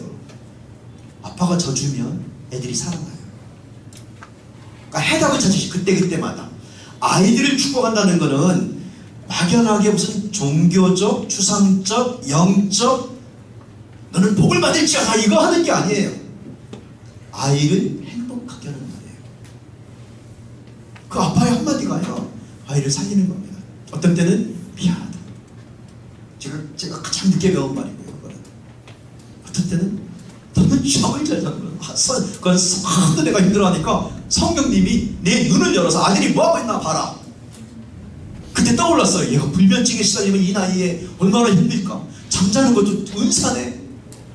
그래서 진심으로 애를 비웃는 것도 아니고 비아냥거리는 것도 아니고 혼내는 것도 아니고, 그리고 가장 저의 진솔한 그 태도는 애가 성경을 이상하게 읽을 때 괜찮다, 들으면 된다. 여러분 자녀가 그때마다 충분하게 행복할 수 있도록. 그래서 우리 큰아이하고는 이렇게 하면서 제가 풀린 겁니다. 너 돈 벌어도 돼. 너 학교 그만두고 싶으면 괜찮아. 학교로 다시 돌아오고 싶으면 언제든지 다닐 수 있어. 제가 동네 학교한테 물어봤었거든요. 언제든지 보내래요. 근데 그게 27살에 나타난 거예요. 난 학교 다니고 싶다는 게. 그리고는 지금 다니고 있어요. 그러니까 우리 기준이 아닌 거죠. 우리 딸은 사춘기 때 제 아내가 이제 쓴 책에 일부분에 그 두세 페이지에 걸쳐서 써 있는데요. 서울 여의도 순복음교회의 이영훈 목사님이 예배 중에 하나님 아이를 키워라를 낭독해 줬어요. 몇 페이지를. 예수님 박현숙 사모님의 가정에 있었던 일을 책으로 썼는데 이런 게 있다고. 제가 그 얘기 듣고 한국에 없을 때 얘기 듣고 이제 언제 그 어느 예배 때 그 말씀해 주셨는지를 막 한국에 돌아와서 알아보고 너무너무 기대가 있었어요. 야, 이용훈 목사님이 어느 부분을 읽어줬을까? 세상에. 하나님과 이렇게 책 읽은 분은 알겠지만 좋은 내용 많거든요. 아이는 선물이고 애들은 상이고 아이들을 위해서 뭐 이렇게 하나님 나라의 군사를 키워야 된다. 너무너무 많은데 그 목사님이 읽어준 그 페이지가 어떤 부분이냐면은 우리 딸이 사춘기 때 방황한 이야기. 그걸 읽어주신 거예요.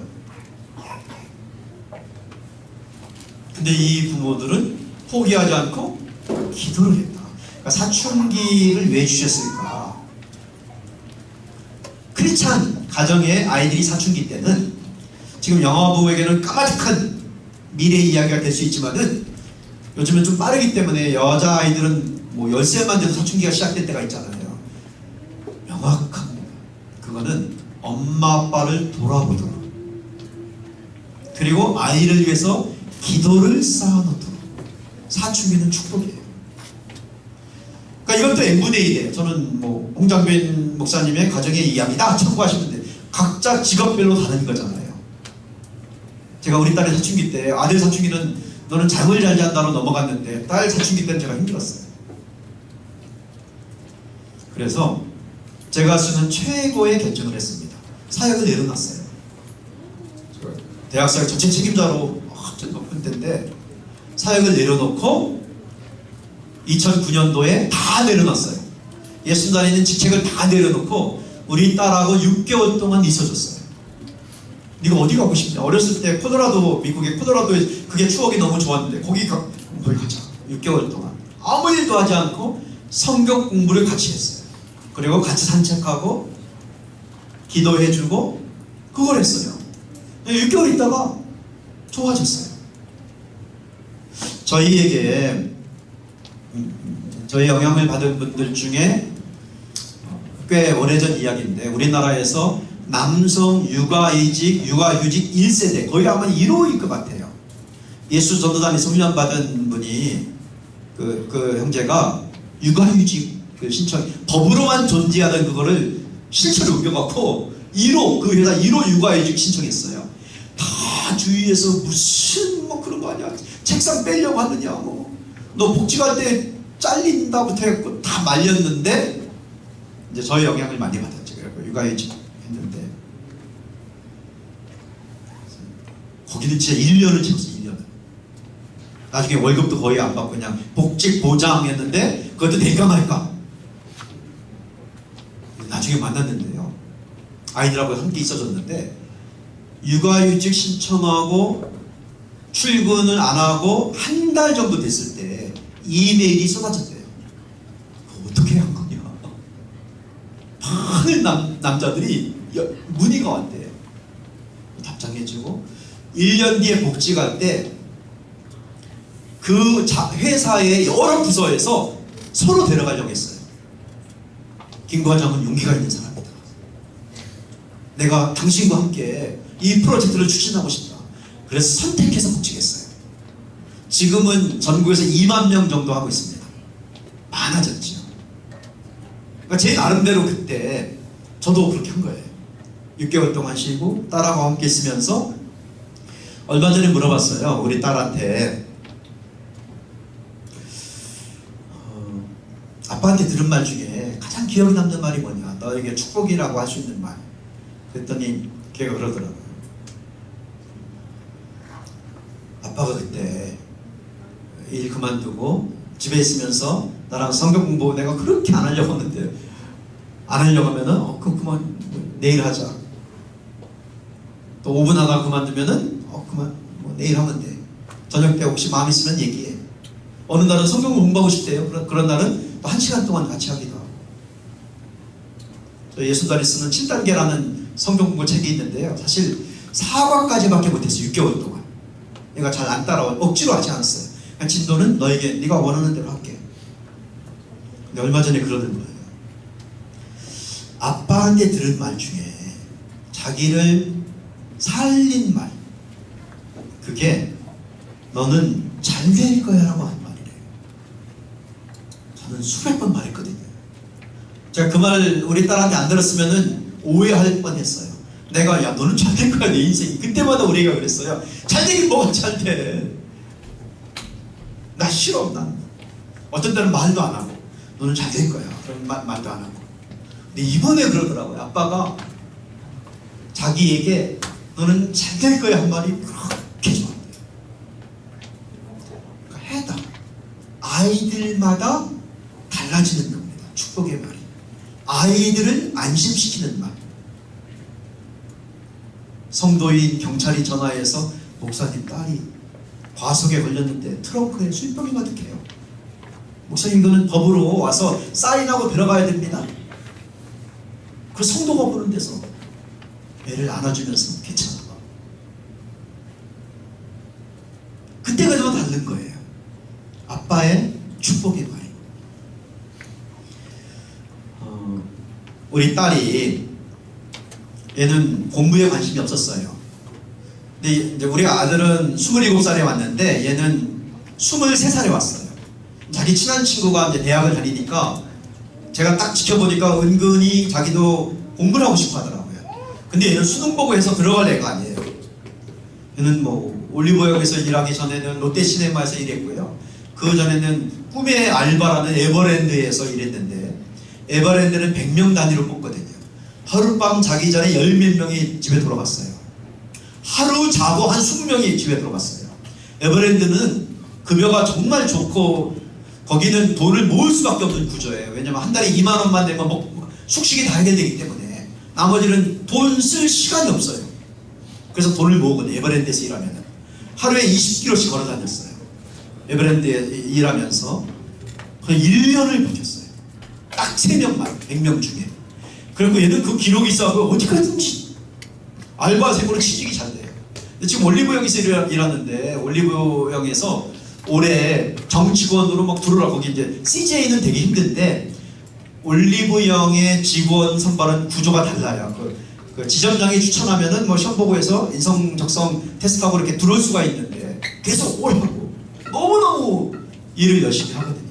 근데 그 출발이 아빠가 한 그 말이었어요. 너는 잘 될 거야. 그리고 쭉 하다가 23살에 은근히 공부하고 싶어 하는 거예요. 그래서 제가 생각할 때 최고의 대학인 방송대를 제가 권했어요. 학비 40만원. 고등학교 졸업하면 쉽게 갈 수 있어요.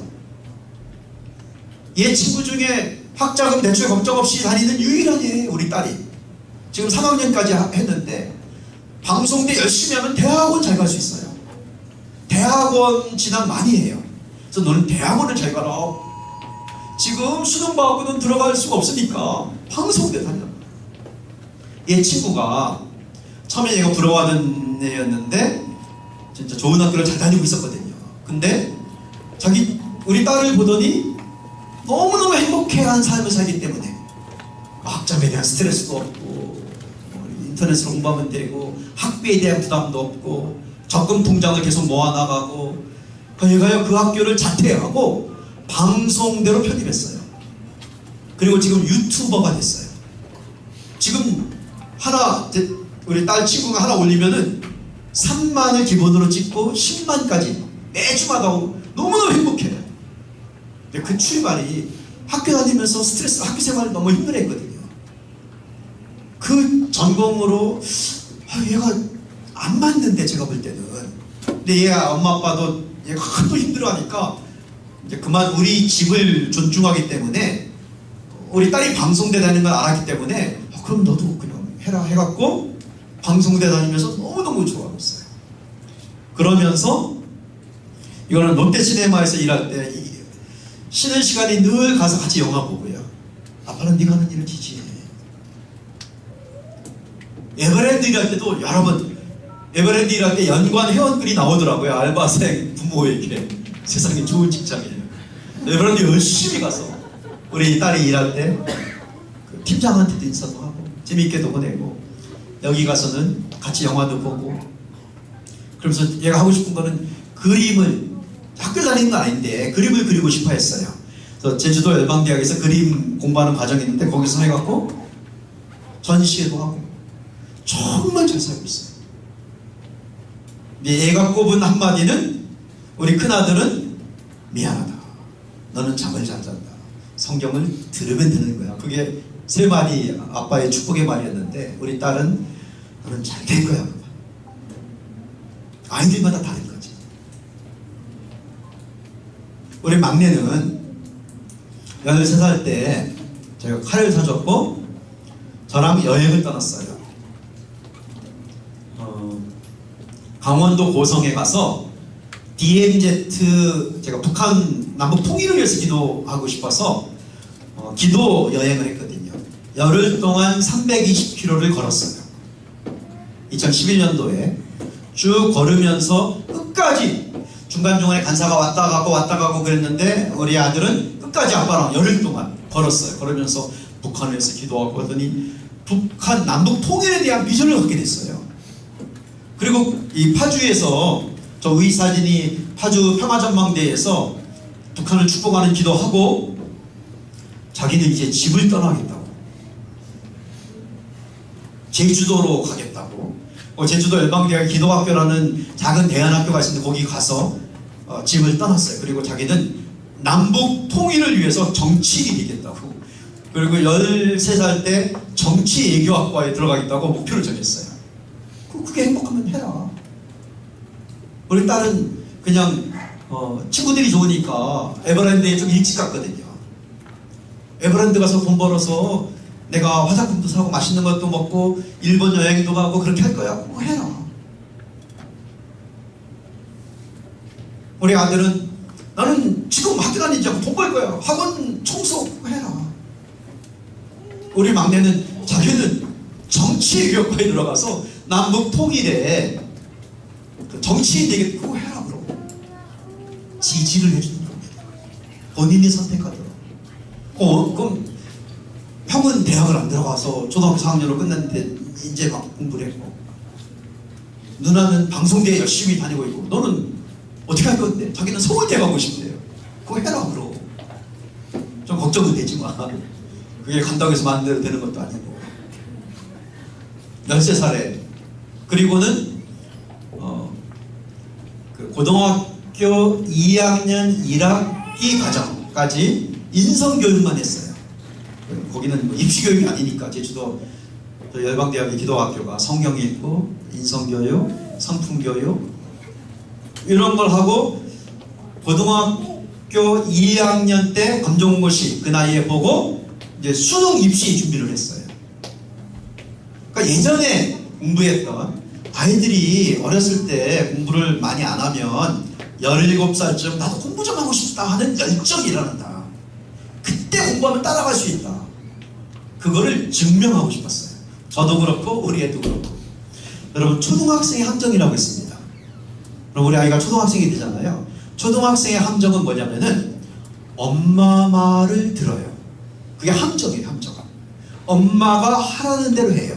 초등학생 때는 엄마가 학원 다니라면 다녀요. 초등학생의 함정은 또 하나는 한 만큼 결과가 나와요. 그러니까 초등학교 때는 엄마가 학원 다녀야지 하면 학원 다니고 공부해야지 하면 공부해서 성적이 나와요. 그래서 엄마들이 그때 함정에 빠집니다. 야, 우리 애가 성적이 잘 나오네. 중학생이 되면 엄마 말을 안 들어요. 초등학교 때 엄마 말을 많이 들어낼수록 반작용. 엄마 말을 안 듣고 중학생이 되면 노력한 만큼 결과가 안 나와요. 그리고 공부가 싫어져요. 그게 함정이에요. 초등학교 때 너무 공부를 많이 하면은요, 중학생이 돼서 하기가 싫어져요. 그게 오랫동안 갑니다.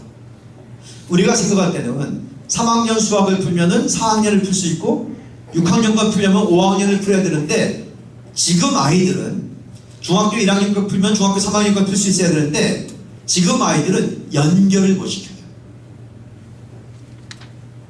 그래서 너무 일찍 공부를 시키면 안 됩니다. 함정에 빠지는 거예요. 우리 막내가 서울대를 가고 싶다고. 그래서 그럼 친구 공부해라. 17살 때 초등학교 6학년 수학부터 시작했어요. 금방 끝냈어요. 중학교 1학년 거부터 시작을 했어요. 한 2달 동안 중학교 1학년, 2학년 거 끝냈어요. 그러더니 고등학교 수학 올라가기가 힘들잖아요. 너에 맞는 방법을 찾아라. 그래서 얘가 공법을 만들었어요. 자기가. 국어는 10년간 홈스쿨 하면서 국어가 됐어요. 성경으로. 제 아내가 강의할 때 그 얘기 많이 하는데요. 성경을 어떻게 날마다 90분씩 했는데 성경을 읽잖아요. 쉬운 성경 읽지 않고 어려운 성경을 읽었어요. 사전 찾으면서 한자랑 함께 그걸 읽은 다음에 일부러 그때 입시대를 한 게 아니고 기도하고 결정한 거예요. 하나님이 말씀을 주셔갖고 어려운 성경을 한자를 하면서 해라. 그래서 그거 하면서 한 단어, 한 문장이 나오면 그걸로 날마다 짧은 글짓기를 했어요. 그 노트가 이만큼입니다. 10년 동안 글짓기, 글쓰기. 우리 막내가 제일 열심히 했어요. 국어가 됐어요. 수학은 왜 수학이 어렵냐면은 지문을 못 푸는 겁니다. 진짜 수학 1등급만 가는 학원들이 있거든요. 내신 1등급만. 거기 가면 수학 문제 안 풀어요. 지문 읽는 법만 계속해요. 지문만 읽을 수 있으면은 문제, 탐구 과목도 마찬가지예요. 지문을 읽지 못하는 거예요. 아니면 수능 보면 거의 30문제 중에 27문제는 문제당 1분 안에 풀어야 되거든요. 어떤 건 45초 만에 풀어야 돼요. 나머지 3문제 갖고 30분을 쓰는 거, 한 문제당. 근데 30초 만에, 45초 만에 문제를 풀려면 지문을 빨리 읽어야 돼요. 그게 국어 실력입니다. 근데 그건 어렸을 때 성경을 읽게 하면 돼요. 성경을 읽고 쓰고 책을 좋아하고.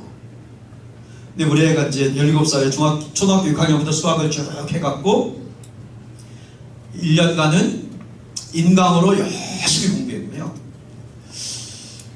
혹시 지난주 방영한 나의 수학 사춘기라는 프로 혹시 아세요? 실검에 1위도 올라왔었는데 차기령 씨라는 분이 수학, 이천수, 박지윤 이런 사람들 연예인들 모아놓고 수학 가르치는 이천수, 좀 있으면 나올 거예요. 또 이천수 선수의 수학 실력이요, 초등학교 4학년 문제를 풀게 했는데 5점인가 맞았어요. 지금은 중학교 실력까지 됐거든요. 몇 달 동안 촬영한 거예요. 나의 영어 사춘기처럼 포맷으로 나의 수학 사춘기. 그 선생님 거를 인강으로 공부했거든요. 1년간. 그리고 1년은 학원에서 공부했어요. 학원은 딱 마지막 공부 정리하는. 그리고 작년에 올해 서울대 정치학과에 합격을 했어요. 그러니까 첫 해에 떨어졌어요. 재수를 해갖고 이렇게 됐는데 4등급이요. 4등급이. 혼자 이 문제 푸는 것이 안 되니까 얼마나 열심히 했는지요. 엉덩이가 헐고 손에 여기가 다 물집이 잡혔어요. 계속 공부를 해갖고. 그것 때문에 시험을 못 봤어요. 몸이 아프니까. 근데 모의고사 한 번을 잘 봤거든요. 그걸로 우리는 돈이 없어갖고 학원을 보낼 수가 없었어요. 근데 학원들은 요즘에 장학생을 뽑아요. 장학생 기준이 3과목 합계 이제 3등급 안에 있으면은 전액 장학금이 나와요. 그래도 한 달에 이렇게 숙식비만 내고 하는 건데 숙식비는 낼 수가 있겠더라고요. 수업료는 다 우리가 낼 수가 없고. 근데 모의고사 성적을 봐갖고 종로 학원에서 서로 오라고. 그러니까 용인 종로는 명문이에요. 수능 만점자도 내고 뭐 전과목 만점자가 5년 연속 나오기도 하고 전액 장학생으로 얘를 키우고 싶다고. 근데 서울대는 여러 명 보냈어요. 근데 강화 종로는 작은 학원이에요. 근데 강화 종로는 한 번도 서울대를 못 갔어요. 근데 기도하더니 자기는 강화 종로 가겠다고. 작은 연못에 가겠다고. 1년은 거기서 공부를 했어요. 선생님들이요. 학원 홍보 때문에도 얘를 키우느라고 얼마나 잘해줬는지요. 학생도 몇 명이 안 되고. 그래서 거기서 공부해갖고 올해 수능 봤는데 수능 전체에서 2개 틀렸어요. 그래서 서울대 정치외과에 합격을 했는데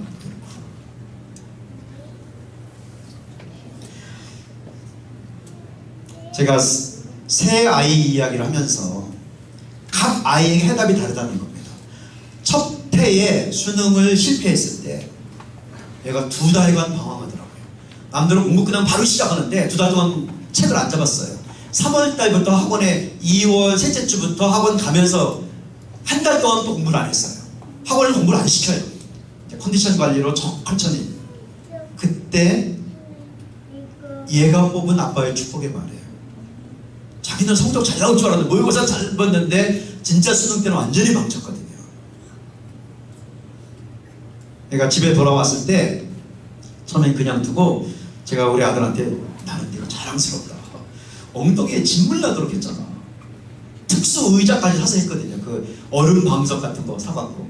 그래도 컨디션 관리가 안 돼갖고 완전히 망쳤는데 괜찮아. 네가 서울대 안 가도 되는 거야.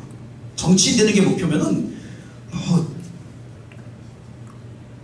문재인 대통령 아니면은 여러 사람 이재명 씨 또 서울대에 가서만 정치인 되는 게 아니야. 네가 원하는 대로 해라. 그랬더니 2달 동안 공부 안 하고 했더니 한 번만 다시 해볼게요. 근데 나 혼자는 안 되겠어요. 전문가들의 도움, 아빠는 전문가가 아니에요. 전문가들의 도움이 필요하다고 하면서 강화 정보에 들어가서 그걸 한 겁니다. 축복의 말은 자기의 삶을 살게 하는 겁니다. 종교적, 철학적, 수상적 그런 말이 아니고 아이를 행복하게 하는 말입니다. 그리고 그때그때마다 말이 달라집니다. 하나씩 달라질 때마다 따라가 주는 거예요. 왜 한국 부모들이 청소년 때 힘드냐면요, 애들을 끌고 가려고 그래요. 그런데 7살 전까지는 아이에게 끌려다녀요. 이게 순서가 바뀐 겁니다. 7살 전에는 아이를 우리가 훈육하면서 끌고 가야 됩니다. 청소년 때는 부모 마음대로 안 되고 져줘야 될 때예요. 그래서 아이 뒤에 가서 뒤에서 걸어가는 거예요. 왔다 갔다 제가 3차선 가다가 1차선 가고 옆길도 세고 혹시 역주행 하더라도 뒤에 있어주는 거예요. 좀 죄를 지어도 우리가 부모인데 뒤에 있어주는 겁니다. 그게요, 범위가 크지가 않아요. 크지가 않아요. 역주행하다가 유턴해서 돌아와요. 크지가 않아요. 하나하나 하고 너무 조바심 되지 마세요. 제가 만나본 많은 엄마들은 여기서 되게 힘들어하더라고요. 아이들이 막 이렇게. 아빠들은 할 수 있어요. 인생의 전체적인 걸 보면서 아이들에게 그때그때 맞는 축복이 말이에요.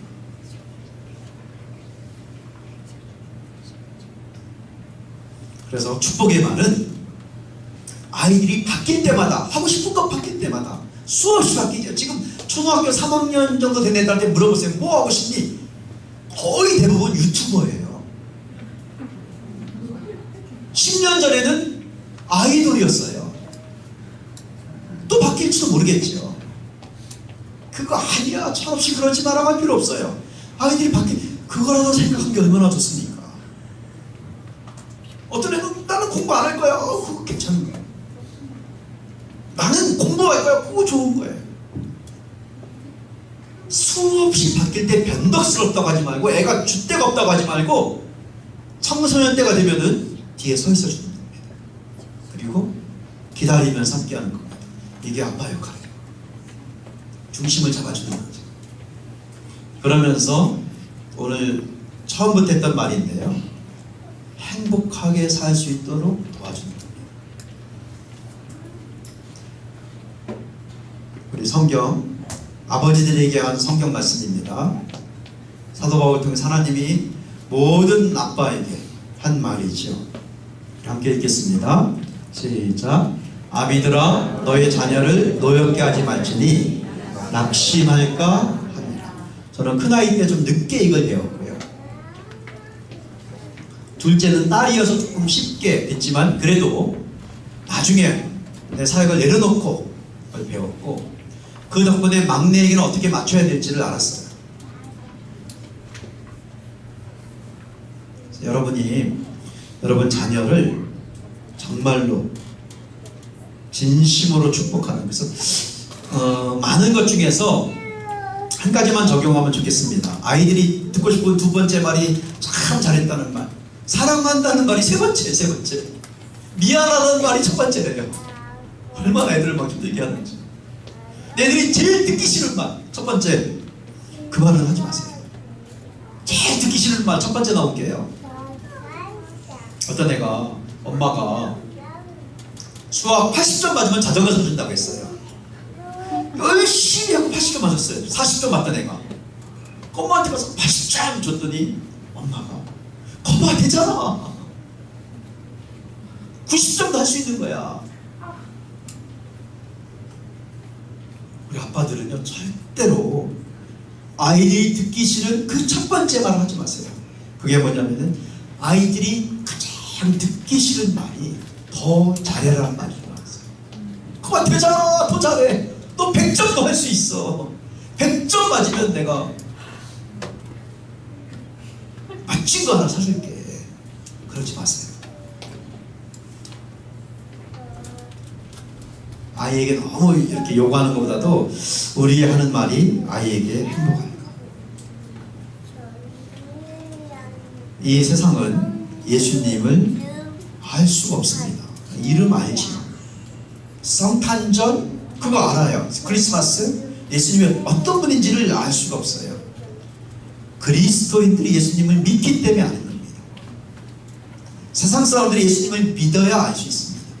근데 어떻게 해서 믿을 수 있냐면 우리의 삶을 통해서 예수님을 믿게 됩니다. 여러분 모두 여러분 가정에 한 가지 큰 비전을 가졌으면 좋겠습니다. 그거는 세상 사람들이 우리 가정을 보면서 예수님을 알 수 있는, 그거는 우리가 예수님을 닮아가는 겁니다. 예수님을 닮아가는 것은 예수님이 하신 것을 따라하는 겁니다. 어린아이가 왔을 때 안아주고 머리로 손을 얹어주고 그리고 축복하는, 이지연 선생님하고 얘기하면서 오늘 강의는 좀 아빠들에게 힘이 되는 또는 격려가 되는 아니면 다짐이 되는 아니면 이렇게 목표가 되는 그것을 나누고 싶었는데요. 여러 가지 중에 한 가지를 소개했습니다. 자녀를 축복하는 아빠가 되자. 좀 마치겠습니다. 마치기 전에 우리 옆에 있는 분들과 좀 이야기를 해볼까요? 2명씩 3명씩 오늘 들은 강의 중에 여러 가지가 있었는데 그냥 n분의 1로 그 중에 몇 가지만 아니면 한 가지만 참고하시고 그것을 실천하시면 됩니다. 우리에게 맞는 걸 하면 되는데요. 2분씩 3분씩 서로 좀 나눠볼까요? 오늘 강의 중에 내가 이거는 우리 가정의 해답 같아, 내가 이거를 꼭 지켜야 되겠어, 하나라도 2개라도 서로 한번 이야기해 보겠습니다. 부부끼리 있으면 같이 해도 되고요. 그냥 편하게 2-3명씩 나눠서 하겠습니다.